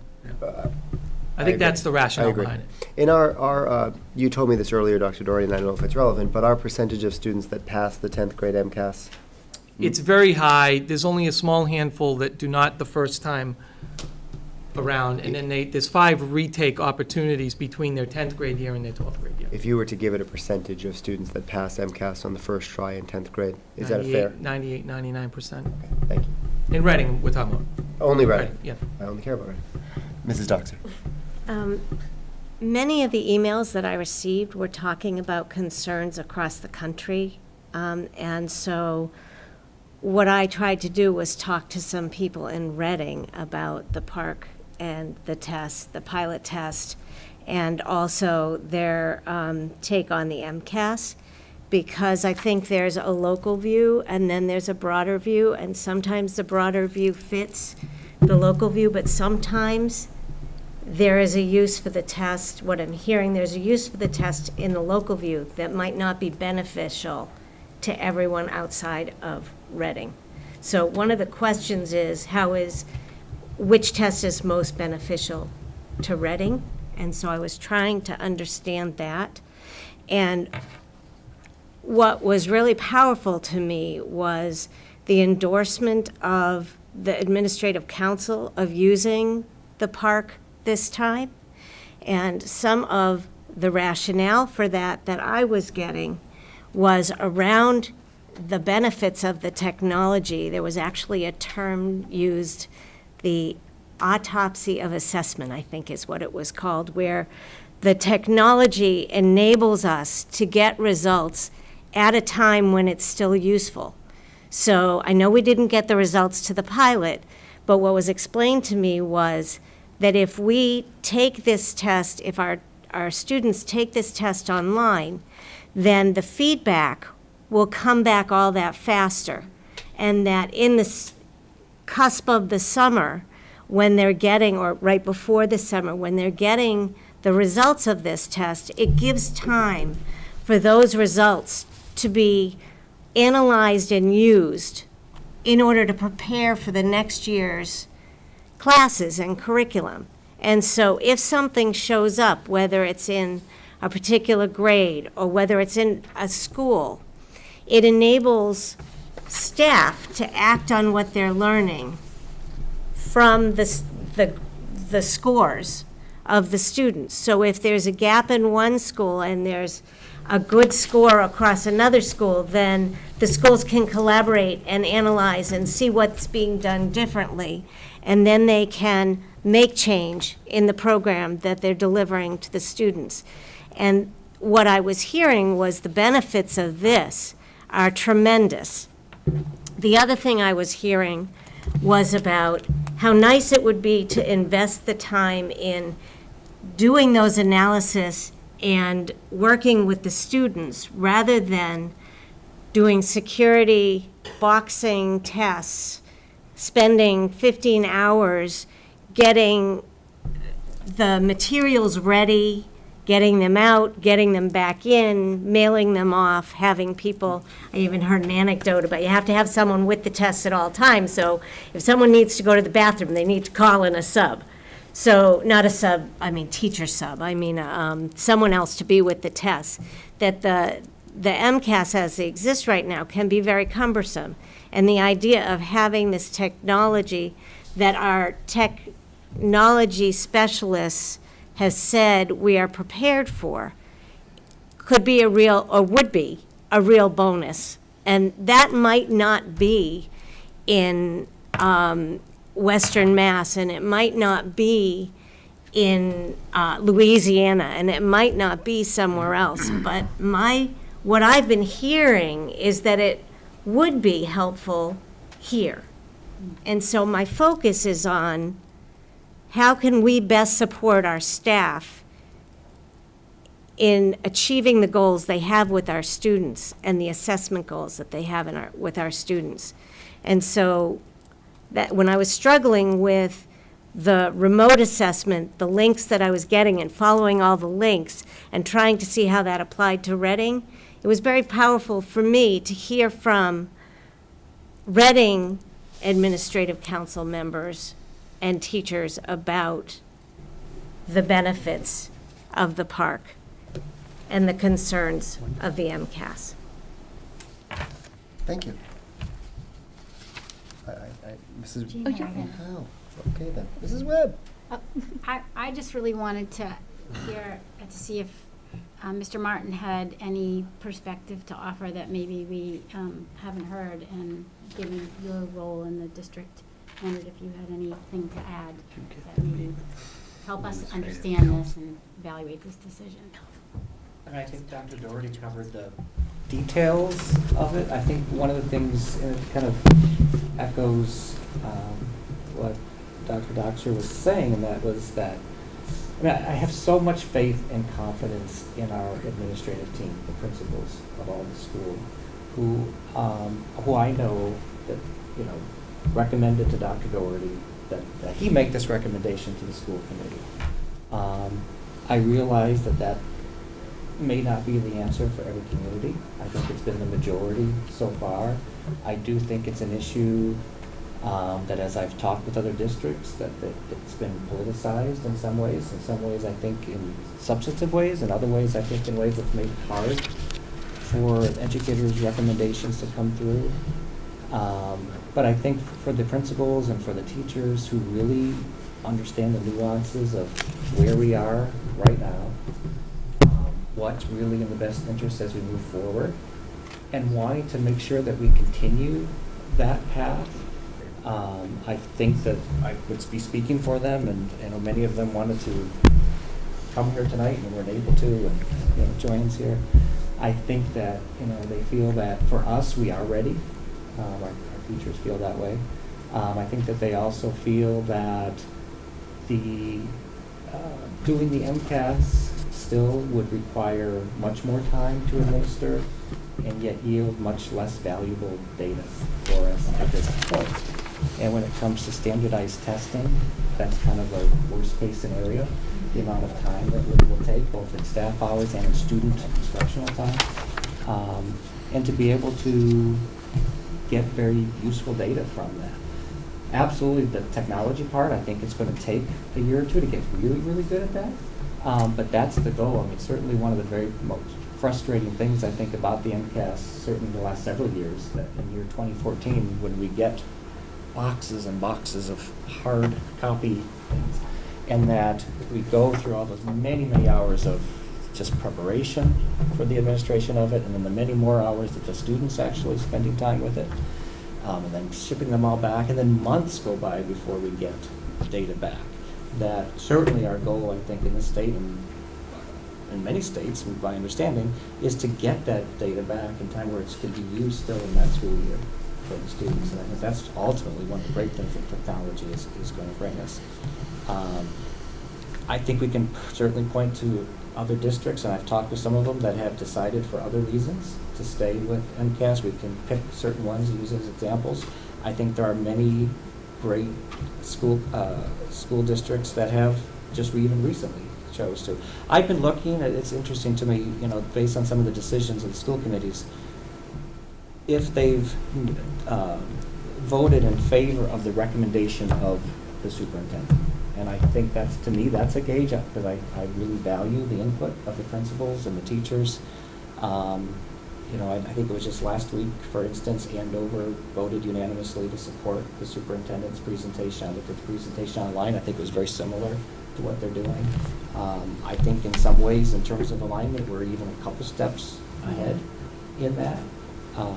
I was pleased. I didn't even realize they had done it. Just as an aside, I saw that they had just decided just a week or two ago to adopt the Math in Focus program, which we did a year ago because they wanted to better align their math curriculum.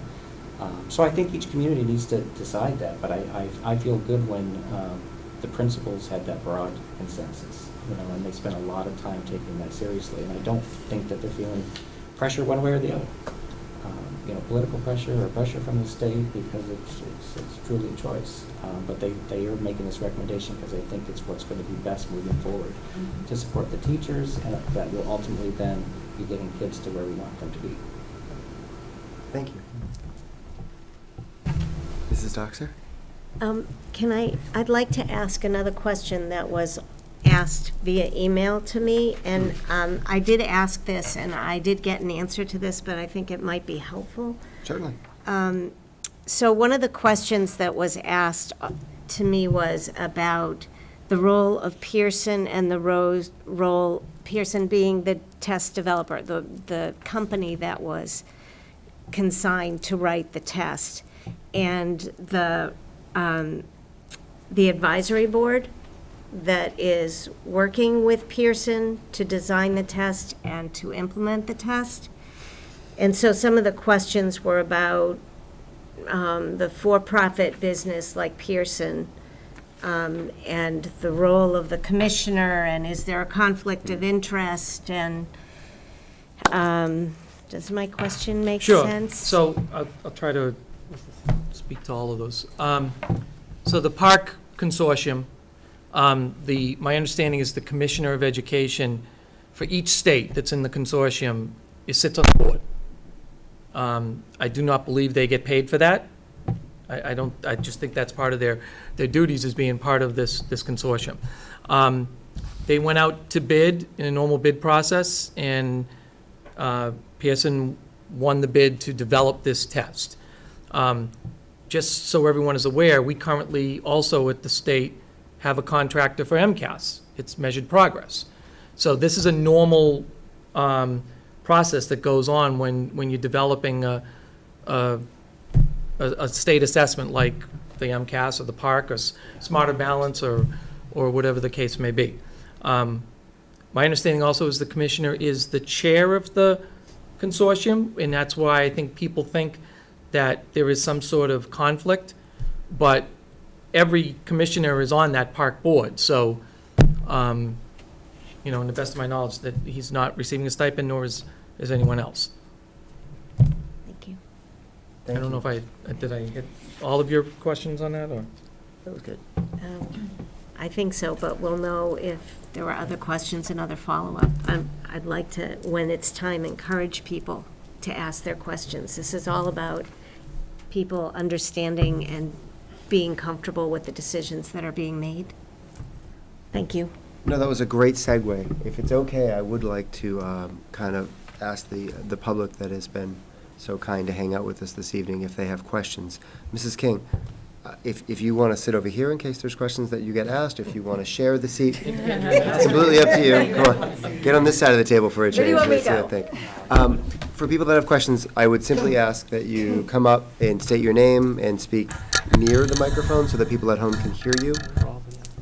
I don't know. Mrs. Downing, you've been here the longest this evening, so why don't you go first? Thank you. And I think, yes, I'm Mary Ann Downing. I'm a mother of 2 students at Joshua Eaton. And thank you for all this discussion. I think it's answered some of my questions. And I feel like I'm going to use Common Core to help me with my questions. One of the things with Common Core that Dr. Doherty alluded to, and I've seen in my son's homework, is use the evidence before you to show your point in your writing. And I think Dr. Doherty's phrase was, interpret information that you see. How do you know it's valid? I have that question about Park. Everyone, it's like Park it's God's gift to testing. Has anyone seen it? Has anyone seen the results or seen the tests yet? We're all placing a lot of faith in it. I think what I'm hearing here is everyone really wants computerized testing, that paper testing stinks and there's a lot of problems and it's slow. We don't know in 2 years that they're not going to go to computerized MCAS, or that MCAS can't be computerized. Is Park the only way? And my concern is, are we going to spend a couple of years readjusting students and teachers to a format that, like a year, I should say, that is going to change in 2 years? And should we spend the time and test on that? And also, we're talking like our students are never going to get assessed unless they have Park. They're all getting report cards. They're getting taught. They're getting assessed every week by their teachers. We know we're going to see the measures of what they learn through that. Park is just one measure. And, you mentioned Andover. Well, there's other districts like Lexington and Brookline and Linfield, Wilmington, where Ms. Delia is going, Hamilton, Wenham, Hingham, outstanding districts that have all opted for Park for whatever their own reasons. The sense I got from reading their minutes or their stories is that they don't think it's there yet, and that they'd like to give it more time. And I still think that's my opinion, even with everything I've heard tonight. Mrs. Downing, could I interrupt you? Did you misspeak? I think you meant to say they opted out of Park. I'm sorry, they opted for I just for wanted to make MCAS, sure yes, that, yep, yes. please continue. That's what I meant, I'm sorry. I'm No, that's looking at okay. both of the words, I'm bound to get them mixed up. And I'm also very concerned about accountability and consistency with metrics. I think in recent years, our MCAS scores went down a little bit as we adjusted to Common Core, particularly in middle school math. I can't speak for all the parents, but a lot of us are concerned and would like to see MCAS results again and see those turn around and see the results of our Common Core testing. I feel like Park is just sight unseen, and we're talking about it, that it's all these wonderful things, but we haven't got the results yet. We've never really taken it. And as far as the technology goes, I'm glad to hear about the Proctor caching that we'll be doing. It was never piloted at Joshua Eaton, my child's school, so I feel like there ought to have been a dry run to see, okay, you have 90 fourth graders taking this test at the same time. Is anything going to crash? Because one of the things, when I reviewed the survey results, was, during the previous pilot, like 6% of students reported tech problems during the math testing, and 31% reported tech problem during ELA testing. I mean, are we going to be training our teachers to be IT supporters? So I just am not sure if it's there yet. I feel, what I want to know is, what is the risk of staying with MCAS? I feel like you can't go wrong if you do that, that there's other ways the students can still practice with online questions during class time without making this wholehearted switch to something else. I'll close with, Mitchell Chester was quoted as saying, well, this trial is useful because you wouldn't buy a new car without test driving it for a couple of years. Well, I would submit first that when I buy a car, I test drive more than one model. And I also never buy the first car of a new car company, the first thing that they've ever made. And I feel like this park is still very new. Let someone else be the guinea pigs. And at least I see no harm in waiting till October and seeing what happens with it. But I'll yield the floor to someone else, and thank you for letting me speak. Mrs. Downing, did you want answers to some of the questions you posed, or? Yeah, I mean, I can take them offline, or do you have a question back for me? No, I guess you made a lot of valid points, and if I could, and then I think Dr. Doherty would like to respond to some of that. Yeah. It is interesting, and this has been a wonderful conversation. We've been, I hope cursing is an appropriate word, we've been cursing the MCAS since I joined the school committee, and we've been saying this is a bad test, and it's a race to nowhere, and there's no way we can keep up with the demands of what the MCAS is going. And it is kind of interesting, and I don't think I even have a point. It's kind of interesting as all of a sudden we're saying, MCAS is this awesome test, and why do we want to go to Park? I'm just making an interesting statement that a year ago we were cursing MCAS, and now we seem to be, well, MCAS isn't so bad compared to this unknown Park. Hasn't it been dynamically updated over 17 years? Everyone says it's the same, but haven't teachers had input? Because we've seen the test and seen the questions, we've I been think able it's to a improve known. it. Excuse me. I think it's more of a known than Park, so I think Yeah. you made some valid points. Dr. Doherty, did you have a comment? So it's, you've been in education a long time when you hear the same things that were said 18, 20 years ago. So the same thing actually was said about MCAS, that, why are we doing this? How do we know that this is valid and reliable? And the state did a very similar process then that they're doing now. And the only way that you can get to validity and reliability is by field testing. And that's essentially what is going on right now. I think the state would have been under much more scrutiny is if they just said, okay, we're going to take this off the shelf and we're using it this year. They're doing it the right way. Now, I don't know where this right way is going to end up, okay? I mean, that's the Board of Education decide. But they did the same exact thing with MCAS 18 years ago. In fact, MCAS was not just supposed to be for ELA and math. It was supposed to be a comprehensive assessment system, and it never came to fruition. This is a comprehensive assessment system because it is measuring all of the standards, which is what MCAS was supposed to do and never did. So, they are doing it the right way. They are field testing the questions. They are going through the process. The MCAS format has not changed. I mean, there's been a writing component. There's been a short answer component for math. the open response, and it's been multiple choice. The format hasn't changed with MCAS over time. It really has stayed the same. But it's the content, right, that we care about, that we're assessing learning. I mean. Right, well, the frameworks, yes, what has changed is when the frameworks change, they have assessed the questions, but they've never been able to assess all the standards in the frameworks. And that's now the leap that's now being made. And that's the difference. Thank you. Thank you very much. Mrs. Doxer. The other piece that I'd want to add in terms of the benefit for going earlier than later is that the state is actively seeking feedback to improve the test through this trial year. And so I see your smile. No, I know, they But- need So guinea we pigs, already let's be a did. guinea pig, right? Well, I think it gives us some power to say, if this is going to come, then we can give them suggestions that can change what it will be ultimately. Whereas if we don't, we're leaving that to other districts. And I think that Reading, I've heard that Reading does too much too early sometimes. But given that this is being, from my understanding, asked for by the principals and the administration, that I think that there's if they're into it and they think it will work for our students and there's a chance to impact the test for the rest of the state and for the future, that's a great opportunity.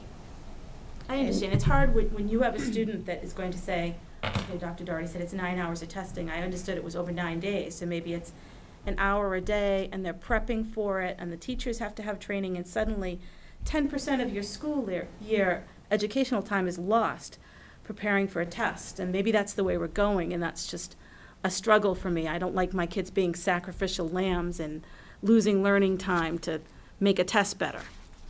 Mrs. Downing, if Mrs. King could reply to that last I might statement, be able please. to answer it. So I will tell you, the PARCC test took a lot less time to administer than MCAS. And I hear your concerns on testing. We do so much assessment with our students. And I know one of the other reasons PARCC came to be was our kids are not college and career ready. If you look at statistics of kids going into college, 50% of them go in needing remediation. So we are looking to have more rigorous standards and instruction for all of our kids so that when they do get to college, they're ready. 50% of the kids from Reading need remediation? 50% nationally. I see. And that includes Reading. I mean, I can tell you, I know plenty of students that I've had who, that we've had in Reading who went to a 4-year college and needed remediation. So that's everywhere. It's not in Reading, and it is in Reading. But I think looking at the assessments for the PARCC testing, I think it is comprehensive. It does require more critical thinking skills. The questions were a lot harder than the MCAS questions, and I did both. We did MCAS and PARCC in the same time period. So I had 4th grade students who were taking MCAS and PARCC, and the 4th grade MCAS, as you know, is a long composition as well. So it was a lot of assessment for those kids. I think it was important to get their feedback, and they were able to give feedback at the end of their assessment. They answered a survey, and I asked them to be brutally honest. Tell these people what you think of this test so that we know how to fix it. We know how to make it better. We know how to make it work for you. So tell us what's not working. And they were really good writing, typing in their answers with, it was too hard to use the protractor. I didn't understand the way the open response box worked. So I think it was helpful to get that information. And I hear what you're saying about being a guinea pig. Change is hard, and anytime we're trying to do something different, there's a learning curve to it, and there's definitely going to be a learning curve, whether it's PARCC or any other online assessment. There's going to be a learning curve. It is challenging. They won't let you leave. That's okay. Mrs. Redden? Julianne just really brought up a point about online testing, and I think Dr. Doherty alluded to it earlier. Our students who go to college, they're all taking online entrance placement tests. And I can tell you that there are students who come from Reading who do not score as well as they should on those entrance exams. But the point is, they're all online, and they have to be able to be fluent in that online testing technology. And frankly, I think without, we'll be continuing to disadvantage our students if they are not getting experience in the online testing technologies. I recently took a certification class for work, and the online testing, I was afraid. I was like, oh my gosh, how am I going to do this? I've never even taken an online test. The practice element of it that Joanne talked about was so good, and the testing interface was so excellent, it enabled me to monitor my performance. Now, certainly our high school and middle school students do that differently than the elementary students. But I think the point is by introducing students at an earlier time frame to these technologies, we're only better preparing them. They have to understand, you can't just take 20 minutes on that placement test, because, you're not going to do well. You have to step through it. So I think there's a real advantage from that perspective as well. Certainly. Mrs. Borowski? Thank you, Mr. Chair. I've been listening to this whole discussion, and I hope this is valuable. I think it's important to remember we're not debating PARCC versus MCAS. And we're not debating whether or not we should move in the direction of online testings. We definitely are. I don't think there's any question about that. I'm all for it. I think an assessment like this is going to be much richer and much better. So we're really, and frankly, Reading School Committee will never make that decision. That decision will be made at the state level. This is a decision about, we're on this journey to that end point, wherever and whenever that may be. We have a decision to decide for the students of Reading for the next academic year only, option A, option B, pros and cons. And I think it's good to rein this decision-making in a little bit and focus on, for next year in the town of Reading, what's the best decision? That's very helpful. Thank you very much for that. Thank you. You're very welcome. No, I'm done. Let me see who's going to go next. Let me state your name, please. Trying to No, that's show fine. some support from Mary Ann. No, I like My that. name is Sharon Olivardia. I have 2 children at Joshua Eaton. One's 3rd grade, one's 1st grade. My 3rd grade child, as I have already stated, has been diagnosed with double deficit dyslexia and is part of the language-based program here in Reading, and he was the first 2nd grader of history to be placed in that program. My husband is a clinical psychologist, and I'm a stay-at-home mom. My concern, or my question, goes back to you, Dr. Doxer. When you had said that a lot of the commentary was about national implications, and I fully agree with that. And as Ms. Borowski said, I fully support technology, online testing. Teaching my children now how to do everything online is exactly what I'm trying to do, 1st grade. So in that being said, the national ideas of PARCC, what's swirling around in my head, because I'm so early on in our school career. And the particular item that comes to my head is this concept of a piloted test that is gathering a lot more data than simply how my student performs on XYZ standard. It's gathering a lot of data on my student, on my child. And for whatever end purpose that may be, whether it be ethical or unethical, that is not for me to answer right now, but for me to highlight that is a concern or something that I think should be addressed, rather than simply saying for next year, should all of these students in Reading take this test that has been designed by a set of individuals to assess something that also has secondary components to it, and not address whether or not we feel like those secondary components should be something that is discussed or considered, and only look at it in tunnel vision about whether or not it helps that student. So I bring to the attention that I am concerned about the information that's gathered with the PARCC test, and where it goes, and how it goes there, and who gets to see it. And all of those concerns are beyond any of the standards being measured. I fully support and am in support of high standards. I will expect them of my children, but I also want to understand all of those other things that come along with it. Could I ask one question first, Dr. Doherty, just a clarifying Yes. question, and then you can have the Yep. floor? Are you concerned about data privacy? Yes. Okay, thank you very, I just Data- wanted to make sure. yes. Thank you. So I have a Dr. Doherty. document here, I'll be more than happy to hand it to you. I have electronic copies, which I can share as well, from the DESE on policies relating to the collection and use of student data. So this gives you the entire explanation of how data is used, who it's given to. Essentially, they have to follow FERPA. There are some exceptions to that, which are listed in here. But just so you're aware, they're under the same regulations and policies that MCAS is using. There is no difference. So I'll be more than happy to. Absolutely. Give that to you. I fully understand that, and I have not read this document, nor have I sought to read this document quite yet, but it will be on my agenda. But I think it's a discussion worthy to have for this critical decision of whether or not to accept this test. It's not about whether this assesses the standards of every child for the next year. It's also, what else does it assess? What other information does it provide? And is that information something we want to provide? I think it's an excellent point, thank you.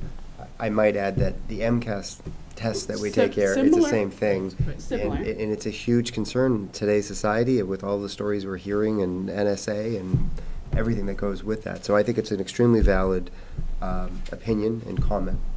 Mrs. Webb? I think Mrs. Borowski. Yeah, it's not like Is it a Jeopardy. question? I mean, I get to call it. I yield the floor. Okay, I If just. it's a question, that would be great, though. You It's a get- question. I'll ask you first if it's a question. It Okay, is. thank you. So I just wanted to No more clarify or ask, editorial comments. is there more data, not related to the actual test questions and answers, but is there more like student data or profile data collected on the park than there is on the MCAS? I mean, the MCAS, it's on paper. No. But somebody's inputting it. No, essentially, students have a unique ID number that is Right. used. That unique ID number is connected to the state information database system. Okay. It doesn't go to the testing company. Okay, you're saying although students are putting information online, one of the pieces of information is their student ID, and that probably has. No, when they with sign it. in, they sign in with a certain code. We upload their information from the DESE, so we literally just took the DESE information that we provided and uploaded it to Pearson. So the same information that the state already has is what went to Pearson. Okay, which is the same as what currently they have for MCAS. For MCAS, For MCAS, correct. And the only difference was, instead of handwriting in, if we have students who receive accommodations, then we will handwrite that in. We bubble that in, whereas on this, for the park testing, we were able to electronically upload that information ahead of time. So if we had students who were receiving specific accommodations for the testing, we were able to supply that information ahead of time. Okay, thank you. Mrs. Browski, thank you for waiting. Thank you. And I'm going to ask Dr. Doherty to jump in if I get any of this wrong, because I don't know if you, and this is directly related to student data. In the Sunday Globe, I don't know if you happen to see it, and the reason I bring it up is I just read it yesterday. I read the paper a day late. I just read it yesterday, and it gets at exactly the question you're asking, and you made a very good point, Mr. Chair, that this really isn't just a park issue. This is an issue with MCAS, but all the discussion about park is putting kind of a spotlight on student data, and so the Massachusetts Association of School Committees did a Freedom of Information request, I think that's what it's called, to the DESE and asked them, would you please tell us who is currently getting student data? And when I read the article, and I thought it did say that student names were part of the data file. I thought that's what this article said. Maybe I'm wrong. I didn't see the article, so I don't know. Okay. I guess my point is that I think there is a lot of lack of clarity in terms of what's being shared right now, even at the state level. So I guess I would just reiterate, I do think it's a serious concern. It's a concern that I share. Thank you. I did Absolutely. not see that article on Sunday, but having my husband in the healthcare practice and myself familiar with it, I feel that those are questions that should be raised and discussed. Great. Thank you very much Thank for your you. comments. Mrs. Janowski?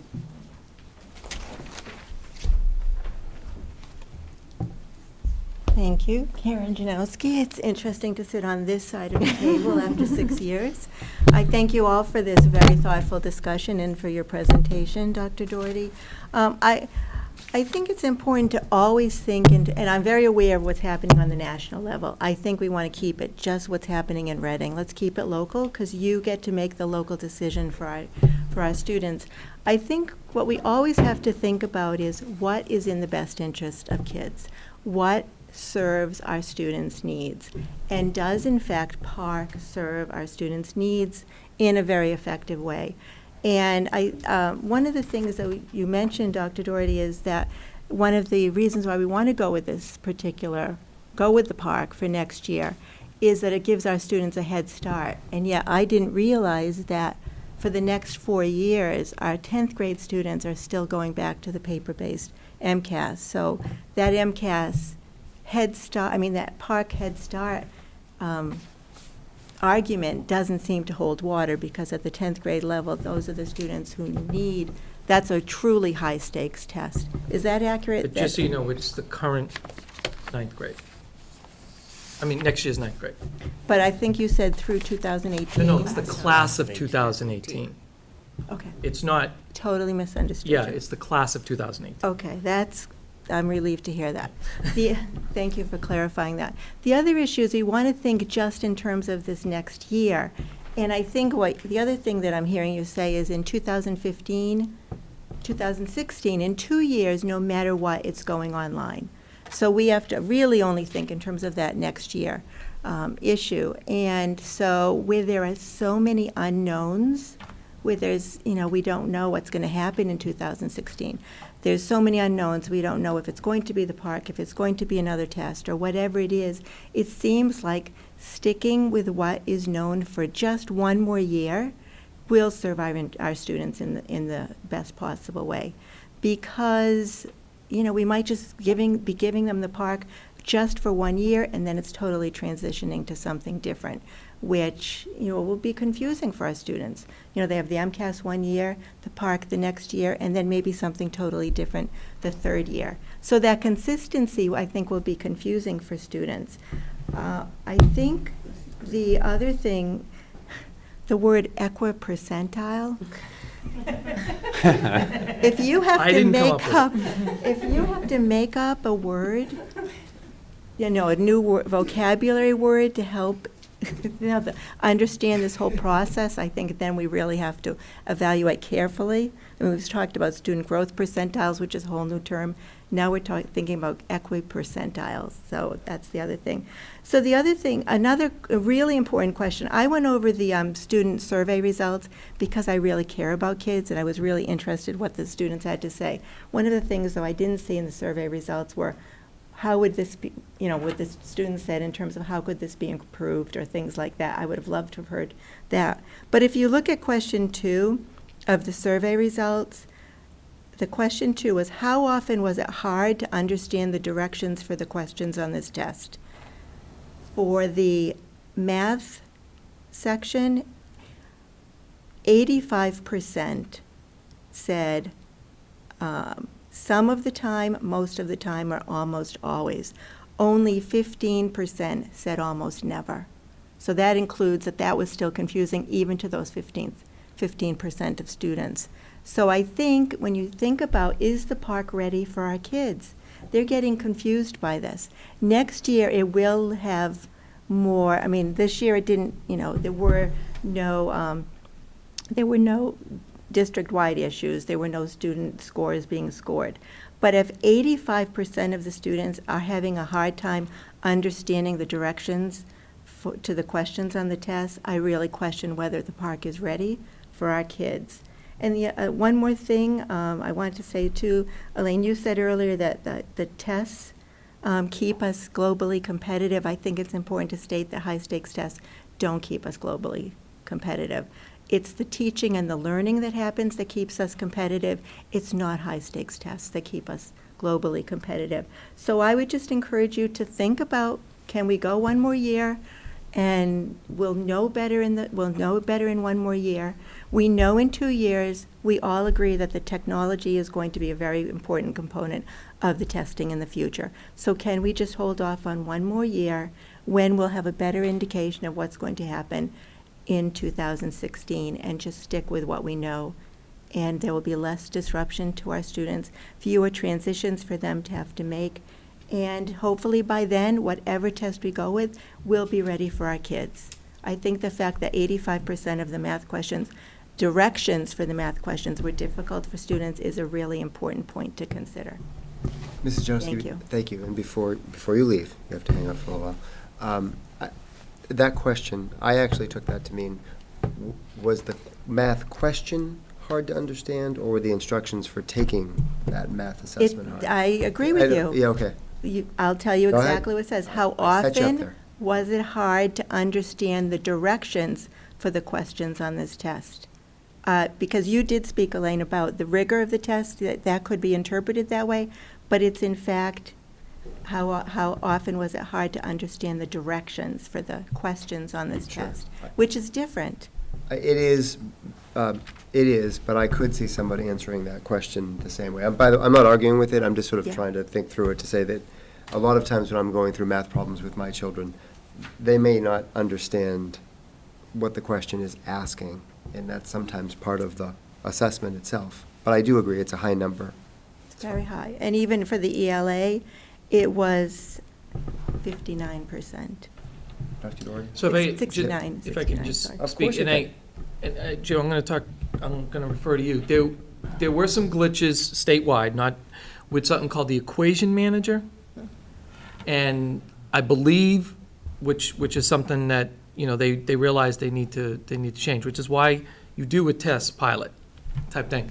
But I think that is what a lot of students were Right. focused on, was the equation manager was difficult to navigate And- when they were answering that question. Yeah, and that's, they hadn't used, if you're 9, you're not an expert on how to use the arrows on the keyboard. And that's what they had to use to manipulate those questions. To answer your question, because it didn't count, and because I love talking to my kids when they're done testing, we did have a conversation with, talk to me about the test, talk to me about the survey, talk to me about the questions you just answered, did you understand it? And we did have the questions, asked Chris about, they said, I didn't know if they were asking, did I understand you, Mrs. King, when you were giving me the directions? Because the directions for the park test, the oral directions are very different than the way we give directions for the MCAS test. I mean, they're both oral and it's a script and you have to say certain words, but it was different.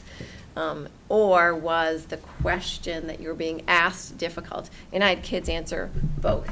So yes, the questions, the directions I had to give were confusing to lots of kids. The directions for the questions that they were answering were confusing for lots of kids. So if And we're it was- confusing our students, maybe the park just isn't ready. But also look at it this way too. I can give you another example. We're using Math in Focus, and it's very different than the everyday math that we've used in the past. So when kids are sitting down to answer those questions and to take those assessments, they're being asked in a very different way than they were asked for the everyday math questions. It's a different way of thinking, and they have to really go back and reread and think about what the question is asking them. It's a learning curve for that piece too. So I know the format's different, it looks different, it sounds different, the words are different, the vocabulary is different. So it is. I would hate for the first time one of our kids took that test for it to count. So going through it and having that practice time, I think, was helpful for them. I think it would be challenging if the first time you ever saw it, it counts. I don't think I'd want to be the principal of that building. Well, so it just comes down to what is in the best interest of our Right, students. right. And And we so wanna get the that's what assessment I would right. hope that you will all consider in how you decide tonight. Karen, thank you. And I thank you. Wonderful seeing you. Great seeing you all. Of course, come on up. Hello, my name is Eileen Manning, and I also have 2 students at Joshua Eaton, who seem well represented here today. I have a clarifying question and a comment. Sure. And I wasn't clear on whether this June 30th date also was what had us held harmless for the data for next year, or no matter when you pick park, would you be held harmless? Good question. So if you picked in August, said, all right, we wanted to look at it a little longer, decided in August, yes, we'll do park, there's So availability. The June 30th date you are guaranteed to get park. And required to take it, right? Yes, yes. After June 30th, if you choose park, you may not get it. If you get chosen to do park, no matter what date, you are held harmless. Okay. Yeah, so. Wasn't quite clear on that. And your comment about cursing MCAS, my understanding of sort of when MCAS got cursed was it wasn't so much about the content of the test as the constant need to top last year's score. So that, really That's a that fair part's point. gone Yep. away and that, the test is perhaps valid. Ms. Boraski, I really liked the way you framed, let's really look at this decision as what's coming up for next year. Though I would push it a step farther and say, let's look at this decision of, do we need to decide today what we're going to do next year? Or, should we look at a little more information? Should we look at, well, how much of the framework are we missing from MCAS? Should we look at, 10 states have dropped this, 2 states within the past month. Do we know in a month is park going to be crumbling and there's not going to be much left? Or, is it going to shore up and is it really going to be a viable option? If we make that decision today, we're stuck whether it's a viable option or it's crumbling. I think it's a valid point. I think that there are a lot of communities who are going to make their decision June 30th at 11:59, after they see what everybody else has done, which is an option that I dare not mention, but I think a lot of people are in the same boat. I think there is a lot of sort of looking over their shoulders Of and course. saying, all right, how are the numbers going? There's a lot of school districts that are meeting this week. Yeah. To make this decision. North Reading is meeting tonight. Right. And there were several other communities that have meetings this week. And personally, I don't need to know what North Reading or North Andover or North, give me some more North City. I can't believe I ended there, though. I mean, there's a lot there, and I can't believe that's where I stopped. I can make my decision, based on the superintendent's recommendation and all the input that we've heard. But I still think it is interesting that a lot of communities are still having this debate, so I think it's valid. I do think it's also because we were told at the end of May that we had to go through this process. So I think that's why you're seeing all these Yeah. decisions happening so much at the end.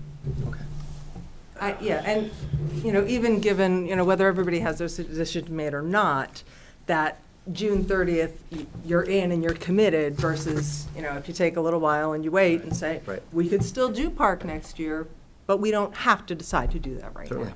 now. Thank you. All right, thank you for the time, and I No, thank appreciate you. all the information that This was is shared great. today. There's only a couple left that haven't talked. Rhonda. Right? I mean, you didn't sit here the whole night. Come on up. Hi, my name's Rhonda Holt. My son's in 9th grade, Great. so this doesn't concern, let me start off by saying I was very relieved to find out he was actually going to be taking the MCAS in 10th grade, rather than moving on to a new test at this late stage. The one question I had is, what happens if those kids don't pass the MCAS? Like, do they keep taking the 10th grade MCAS? Well, if park is implemented and MCAS is going away, what happens if this, 10th grader fails? Do they get to take the MCAS in 11th grade, 12th grade? Dr. Doherty? If a student does not pass the MCAS in 10th grade, they have 5 retake opportunities in their 11th and 12th grade year. Okay, but it will be the MCAS in Yes. 11th and Yeah. 12th Oh, yes. grade? Once and you they take- won't, yes. I'm thinking, okay, if No, it they're not goes gonna- away, who's going to be grading these anymore, or who are we going to be submitting them Well, to? no, they've contracted, the MCAS is contracted out to Measured Progress. So Measured Progress will continue to have that contract until they stop giving the MCAS. Okay, and that's for science, 10th grade is for all the subjects, science, math, There's and no ELA. science in 10th grade. Oh, okay. There's just, they have there's just okay. ELA in math. Okay. 9th grade is science. 9th grade.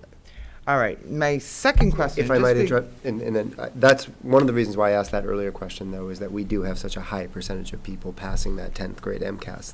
I was thinking the same thing you were thinking, but I don't think it's an issue considering we're 99%. Okay, right, okay. I also assume that's why the states that specified the class of 2018 instead of a particular Right, year the right. MCAS would start, Okay. because you're still the class of 2018. Right. Whatever year it is. Please. Yeah. But then I just have some questions because I'm curious.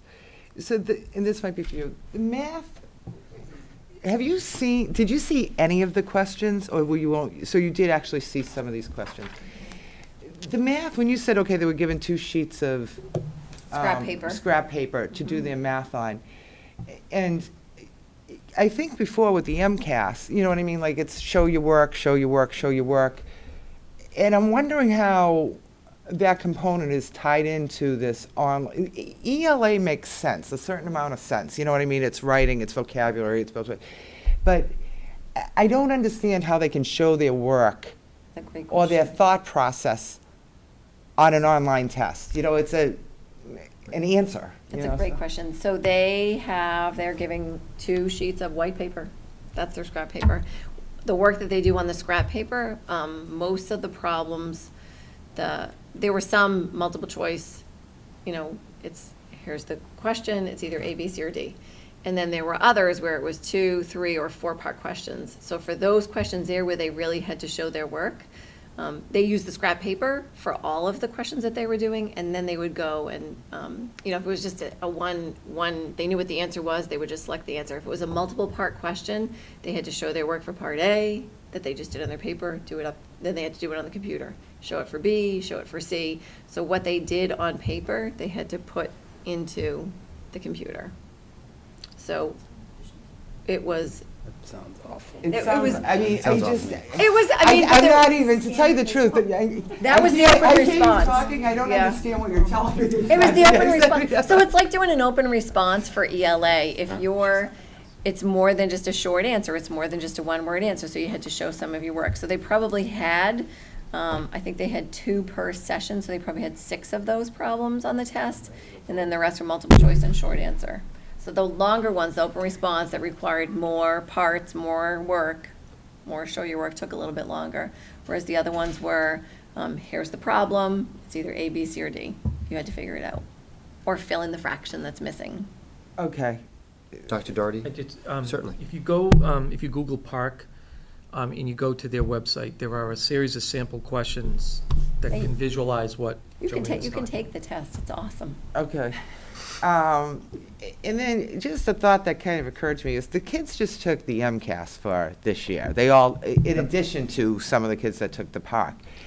And I feel like making a decision today when you haven't even seen this year's MCAS is maybe jumping the gun. Like if you can put it off till October, you'll at least have the MCAS data from this year to say, you know what, these MCAS questions absolutely aren't doing the trick for us here. They're not asking the right questions. They're not giving enough of an assessment.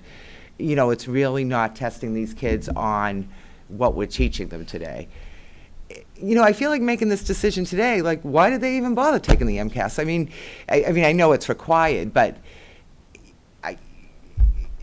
what was the point of it? You know, it just, I would at least hold off and look at those test results and see what's happening there.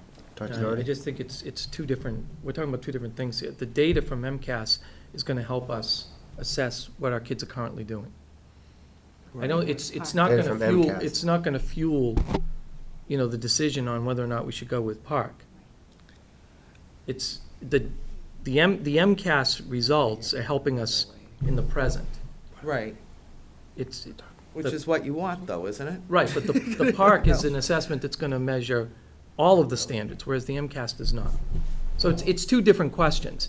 Looking to see what our MCAS results are is not going to help us make a better decision on whether or not we go with Park or MCAS next year. No, but I mean, maybe not, but how do you know that Park's asking the right questions, or Park is the better assessment? You know, I feel like at least you're dealing with the devil you know. You have last year's data to compare it to. You know, I mean, you can look at this year and say, okay, we have these weaknesses in Common Core, the way we've been, testing this particular chapter or that particular chapter. I mean, in my head, I feel like if Common Core is more rigorous and more all-encompassing, then these kids should be testing outstanding in the math this year. Like, they should know more and be able to do that MCAS test more easily, no? It's not testing all the standards, so we might be teaching all the standards, but the MCAS is not actually testing all the standards. So it could be that kids are, they do know some of those aspects, they've learned them very well, but the MCAS doesn't currently test that standard. So I definitely agree with Dr. Doherty's assessment that the results of this year's MCAS wouldn't really help inform this decision tonight. They are in themselves important information for us to utilize for students and for our teachers, along with all the other assessments that we utilize. But I don't know that, having that data, and it's not possible to have that data, would inform this decision. So I guess my last question is, how do you know these the park questions are better? How do you, they're saying they're testing all the standards, so yes, they may be testing all the standards, but how do you know they're good questions to test the standards? They've been developed by a bunch of park, what do they call them? Park fellows. Next Monday. Sorry, park fellows, which actually we have one in our district that is a park fellow. So there are these park fellows which are educators, and there's researchers that have been designing these questions for a good 3-4 years now, and they've been field testing them. This year was a field test. Right. So, and these questions are aligned to the standards that we have in Massachusetts. Now, will you get the results back from Yes. this? You were. Oh, from the field test, no. We don't, not from the field test. Next From year we will. Next year we will, but not this year's. And I guess that's a hard Because part they're I'm trying to testing, understand. they're testing the test. Right, if They're they're not- testing the test, then. But you have to how test do the you know- test. Right, and I understand You have that. to do that. But like, to me, it seems like you should know, well, how good was the test? They're testing the test. So if you see 50% of the kids did horribly on like one section, the questions weren't appropriate for that age group. Right, but that's what they're doing. Right, but if you don't see that data, how do you know that? Because the questions aren't valid and reliable yet because they haven't been tested, and that's what they're going through. That's what the field test is all about. It's part of, when you're doing educational research, you have to do this type of testing to ensure validity and reliability of the different questions. So that's what's happening right now. And I do, And I think understand that part. if they, as I said earlier, if they just went and took it off the shelf and handed it to us, I think there'd be a lot more uproar about it. Because then people would be saying, well, how do we know this is any good? But they're going through a process right now to ensure that that's going to happen, that there's validity and reliability to the questions. I don't know, I feel like there should be round 2 of the validity, like there should be round 2 of the pilot test, like, let's correct year 1's problems and see if round 2 is better before it's implemented. And, I agree with the technology piece, the online tests, and I think you could do a lot of that in the classroom, just individually. Like, I know my son took a test this year, for his history test was online, and I think there's ways to get, teach the technology piece on how to take a technology test without maybe, I don't know, jumping on board with something that's untried. But my son's in 10th grade, so it's not a concern to me, so I will Always let a the next concern. person Mrs. speak. Sullivan, Thank you. Thank you very much. Looks like everyone from the public who's had, keep looking, because you were the last one that didn't talk. No, and actually, I just had a question about accommodations, but the handout actually answered a lot of my questions. I'm actually all set. Thank you. Mrs. Webb, you didn't have your hand up. I was going to comment that there was a very thorough validation committee for the test. So, there's a number of articles that you can read about how the test questions were validated related to the Common Core, who was on that committee, what their background was. So in terms of how they got to this place, there's definitely a lot of expert validation of the questions and alignment to the standards. So, The park website has a lot of information about the whole process and how it was I conducted. read through some of it, but it just after a while. Not the state park website. I'm talking about the actual park website, which is not part of the state. Oh, all right. There's a lot of information on there. Mr. Martin, absolutely. Please, thank you. Someone mentioned, was it 17, 18 years ago, and brought back memories, because it was a very similar process. I was a teacher in Reading, and I think people were full of a lot of anxiety. The teachers especially were full of a lot of anxiety. I think it got better each year. The students found it very, very difficult. There's a lot of stress at that time. And so, this definitely is bringing back memories to me about the change that's happening. I mean, the standard that was mentioned about, you know, really keeping it focused on writing, which I agree with, and what's in the best interest of kids moving forward.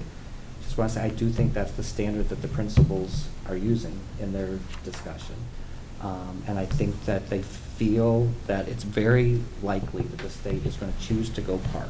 But that even if they choose not to do that, that our school system and our kids will be better served by going through that process, because the next generation, if it's not park, even though we think it's looking good that it's going to be, will be very similar to that.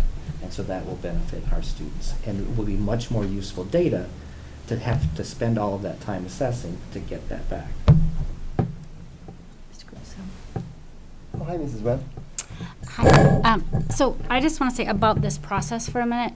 We found out about a month ago that we were going to be engaged in making this decision. So we've had about the last month, some of us who are new to the committee, to be looking at some of this information, understanding the dialogue.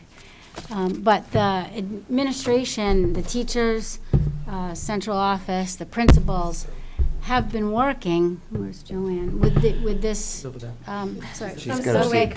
Working with the testing and the standards and trying to understand the alignment and looking at this really important decision to get to this recommendation for many, many months. I mean, I'm sure since the pilot began, prior to the pilot beginning, you were preparing for the pilot and then executing the pilot, understanding what all of that meant. So while it may feel like a little bit of a short time for us to find out that the Association for Schools Committees is suggesting, and legal counsel suggested, that we take a vote on the superintendent's recommendation, yes, that's a short time, and we've had a lot of work to do in that short time. The superintendent's recommendation is not something that was developed in a short time. That recommendation has been developed over the course of this year based on all of the experience throughout the year and 20 years or more versus, with standardized testing instruments. So I feel like Thank you. if we're making a decision tonight, I certainly value the depth and breadth of the recommendation, as well as all of the information we've processed in the last month. Thank you. I couldn't agree more, and I want to thank the public for coming out this evening. This has been fantastic. I think that the comments were very good, very thought out, and I appreciated being part of this process. Thank you. My biggest concern in this entire process is that I value the superintendent and his administrative counsel's opinion. If that weren't the case, then I'm torn. And so I think without Dr. Doherty and Mr. Martins and Mrs. King, thank you very much for being here. Without their recommendation, I would be saying, why are we pushing this? But I value their opinion. I'm not an educator. I don't have a degree in education. And that's where I've been torn this evening. I made a comment earlier that I think I'd like to back out on, and I'd like to know how my other committee members feel. I guess I do care what some of the other communities are deciding to do. And what I might like to do is offer this to the committee. There's been a lot said this evening. There's certainly a lot to process, and there continues to be a lot of information that comes in. We don't have to have a decision until June 30th. And in my conversations with Dr. Doherty today, there's no... October 1st. Well... What's going on? No. I have the floor. Oh. Quiet down. What we could do as a committee, if we chose, we could schedule a meeting for next Monday, June 30th. That would give us an opportunity to see what some of the other communities are doing. That would give us an opportunity to process what we've heard this evening.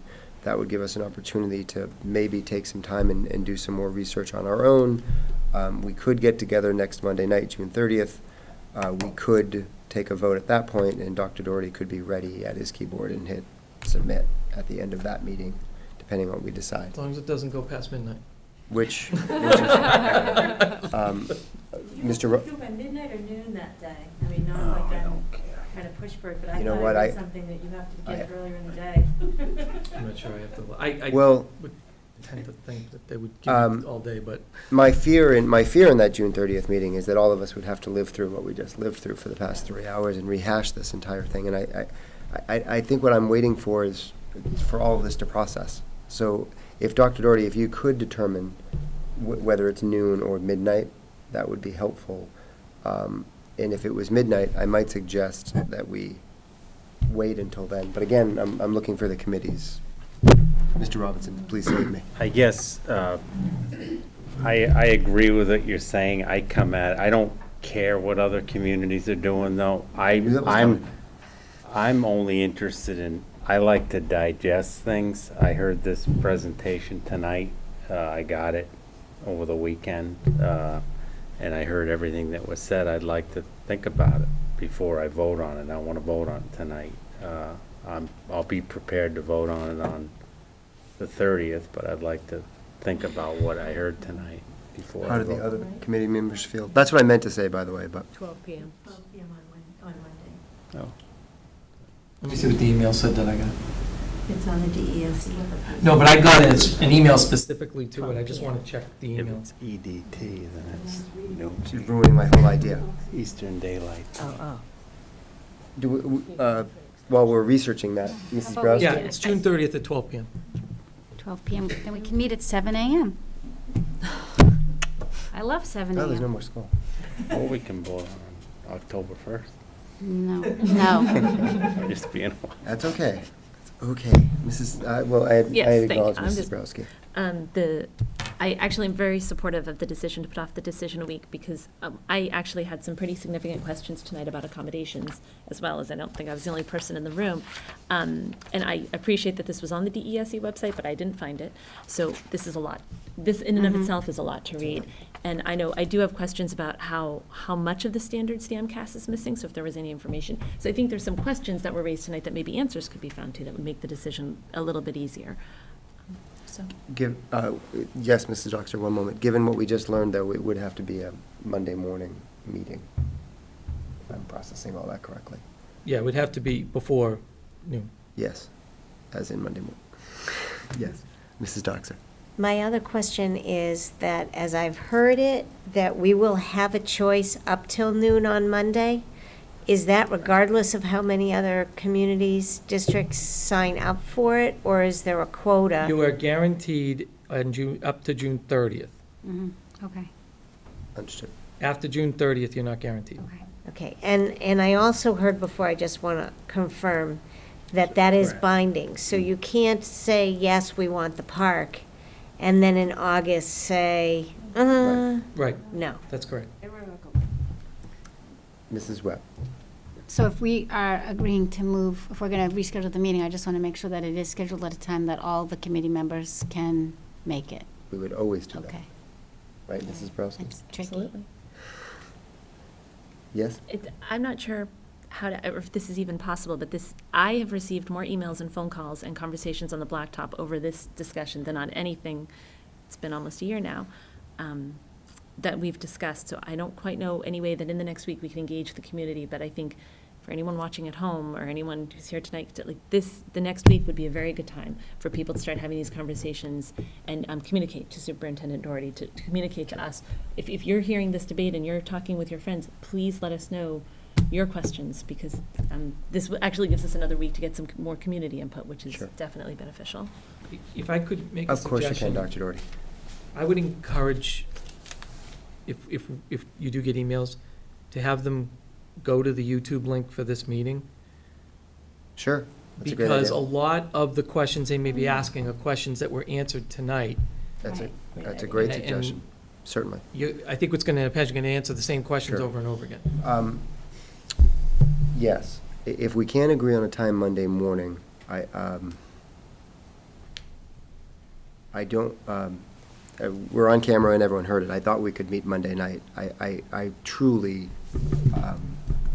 would expect everyone to understand, we're not trying to hide a vote on a Monday morning or anything like that. I had no intention of doing that. I would rather this be Monday evening. My expectation is that the school committee will have time to figure out how they want to vote individually, and we'll come together Monday morning and we'll take a vote.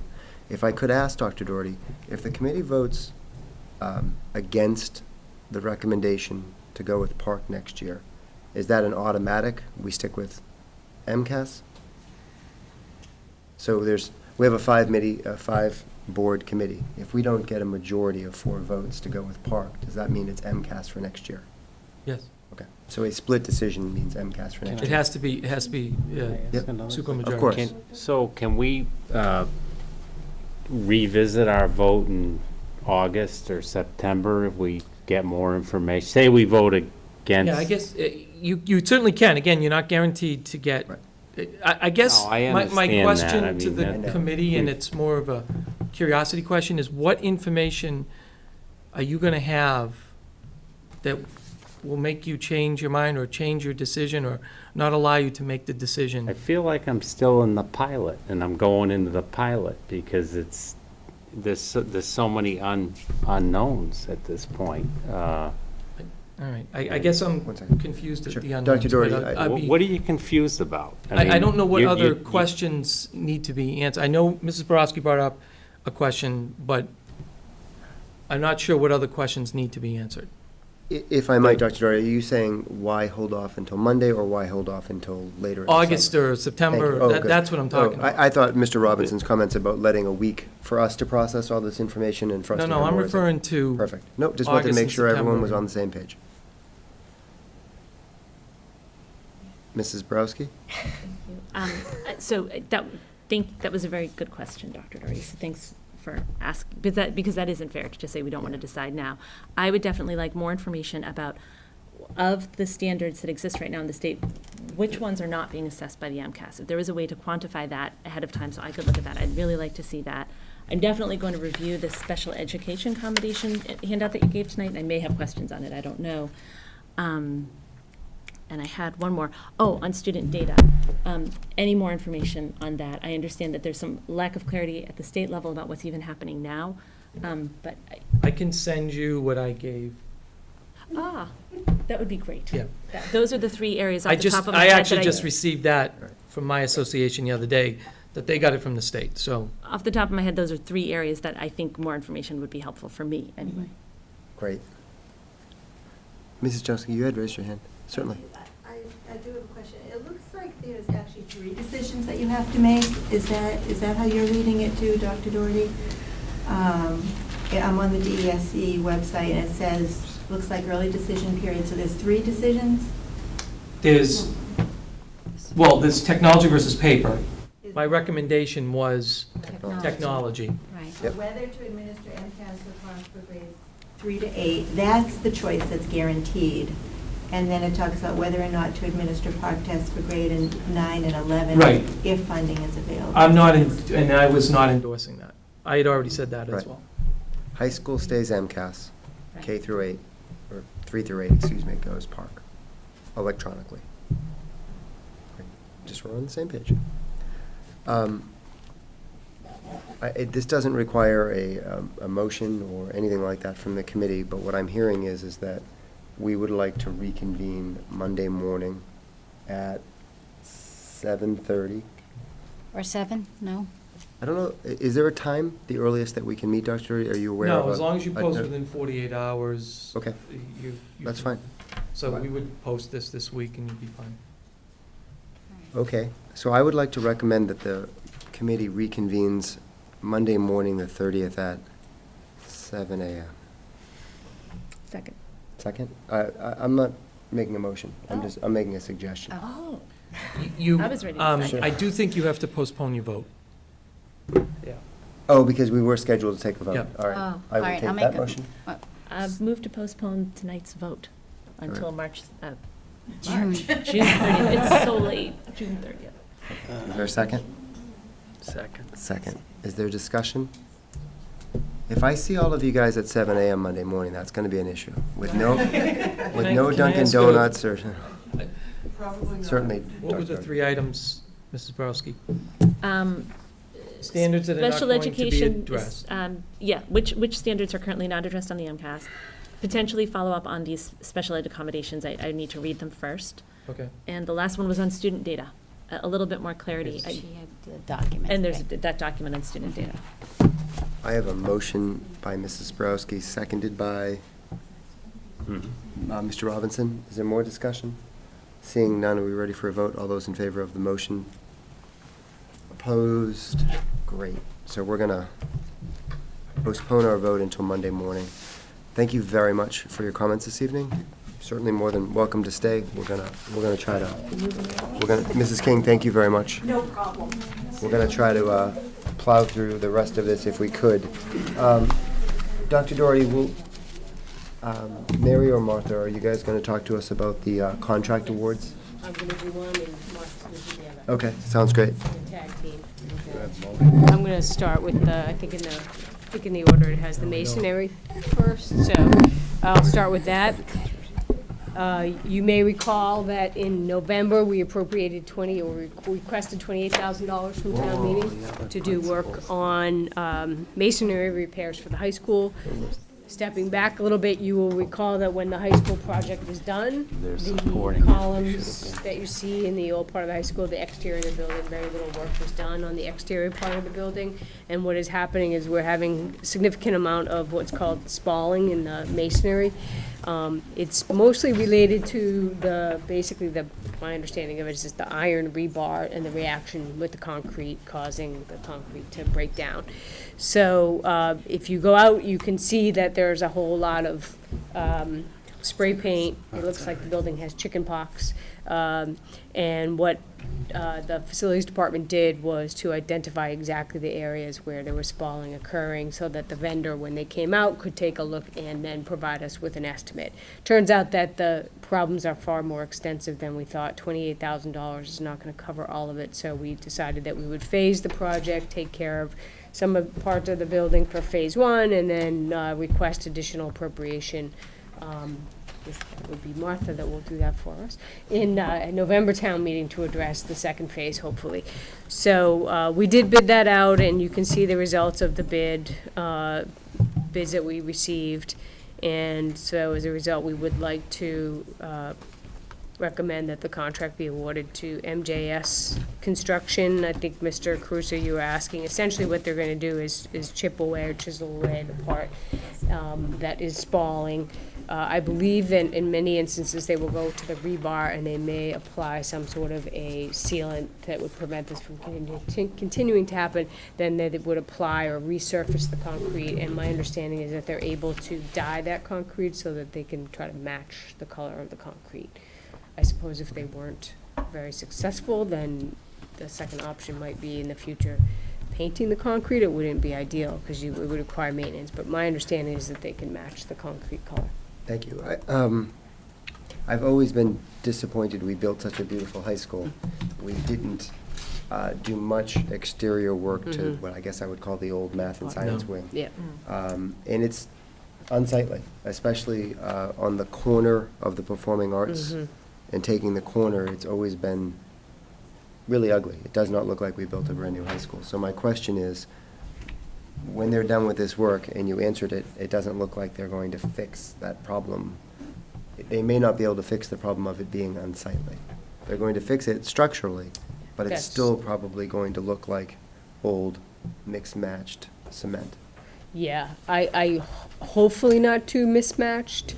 You never know with these things, though. I mean, Sure. you never know how closely they could. Is it appropriate for the school committee to ask for an estimate to be provided on what it would take to Absolutely. make the corner and those columns in the back look nice? Yeah, I think what you're Okay. probably talking about is like actually deconstructing and reconstructing them. So we absolutely can ask for I'm figure thinking out how much you're talking stucco. about. I mean, I'm thinking something, but I know how lame that is, but Yeah.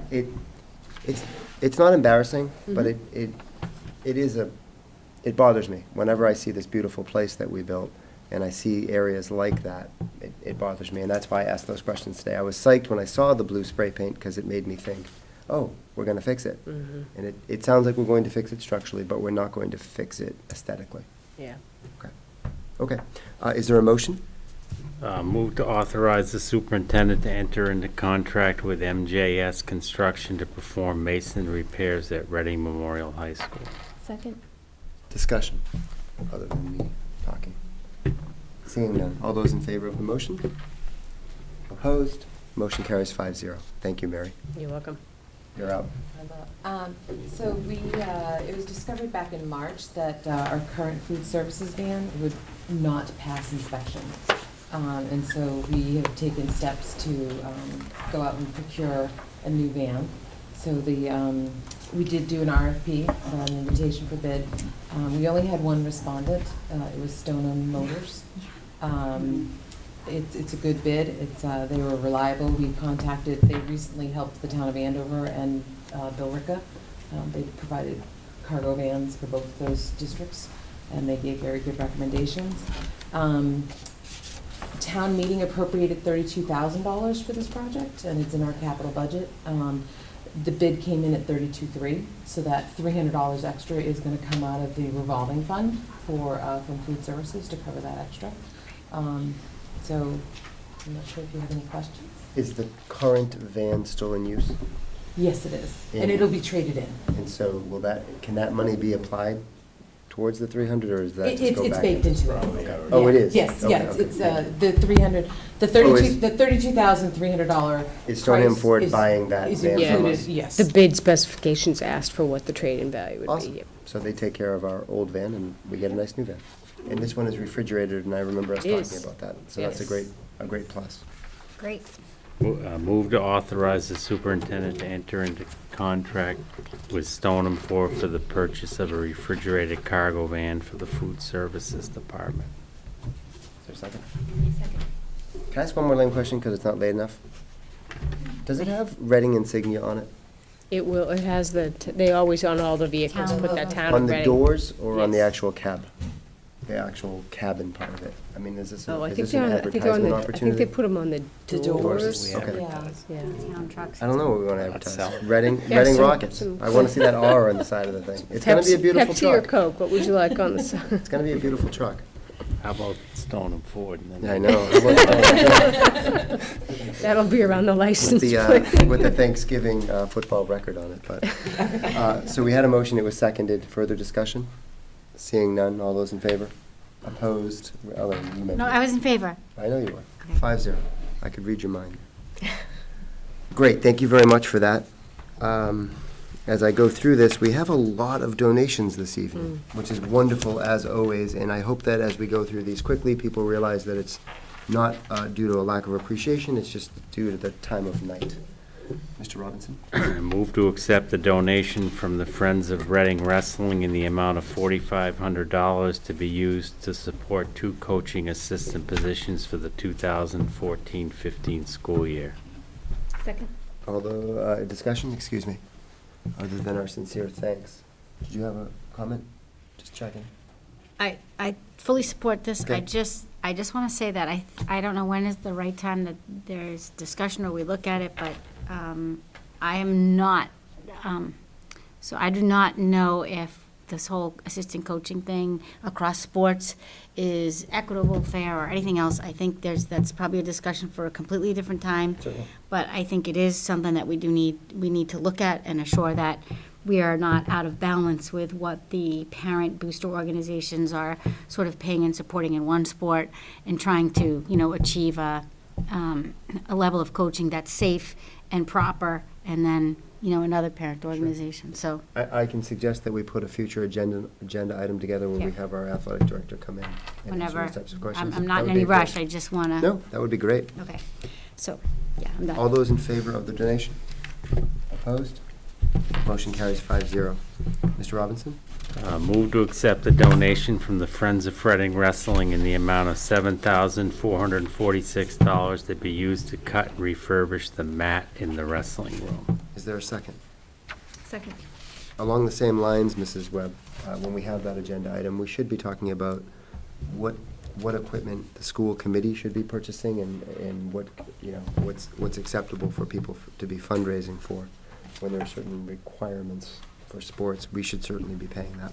But thank you again for that amazing donation. Further discussion? All those in favor of the motion? Opposed? Motion carries 5-0.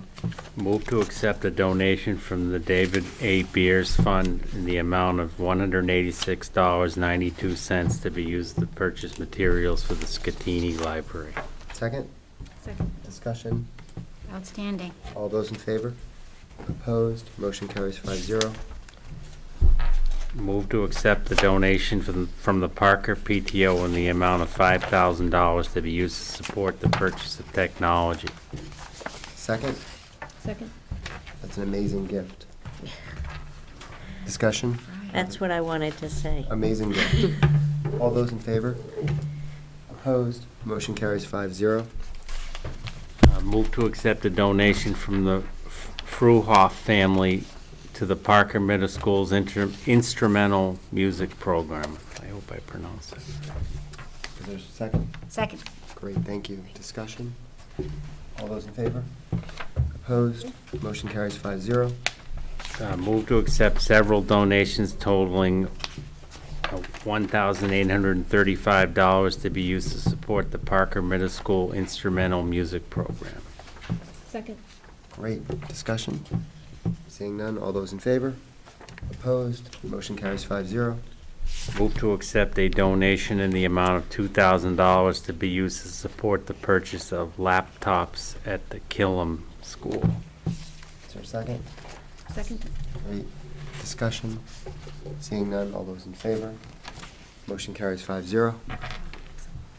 Move to accept a donation in the amount of $250 from the Frazier family to be used to support the students of Killam School. Is there a second? Discussion? All those in favor? Motion carries 5-0. Move to accept the anonymous donation in the amount of $5,000 to be used to support district initiatives or programs. Is there a second? Second. Again, an amazing Yes. gift, and thank Wow. Yeah. you. Excellent. How How do we thank the anonymous person? All those in favor? Yep, 5-0. Thank you, Linda. Move to accept the anonymous donation in the amount of $6,000 to be used to support a World of Difference programs at the middle school level. What the heck's the total that we just Wow. accepted? Second? Great. I do send letters to the anonymous donors. Yes. You do? All those Yeah, in I favor? know who the anonymous donors are. All those in favor of the motion? Motion carries 5-0. And we should have stated that we do send thank you notes to all those that are so kind with their donations. Wow, that was a lot of money in donations. Couldn't add it all up, but it's like over 20-some-odd $1,000. 20, wow. Okay, I think at this time we have some minutes. Move to approve the open session minutes dated June 2nd, 2014. Second? Second. Thank you. Discussion? Seeing none, all those in favor? Motion carries 5-0. Move to approve the open session minutes dated June 9th, 2014. Second. Discussion? All those in favor? Motion carries 5-0. Move to approve the open session minutes dated June 12th, 2014. Second. Discussion? All those in favor? Motion carries 5-0. So a reminder, we'll be meeting again June 30th at 7 a.m. in the superintendent's conference room. Dr. Doherty, we still have an executive session this evening? Yes. Yep, just Yeah. making sure. Are we not adjourning? Not We're not- The chair declares that an executive session is necessary to protect the negotiating and litigation positions of the body. Move to enter into executive session to discuss strategy with respect to litigation, collective bargaining, and the approval of minutes, and not to return to open session. Is there a second? Second that. Mrs. Doxer? I second that. Mr. Robinson? Yes. Mrs. Borowski? Yes. Mrs. Webb? Yes. Mr. Caruso, yes. We're adjourned.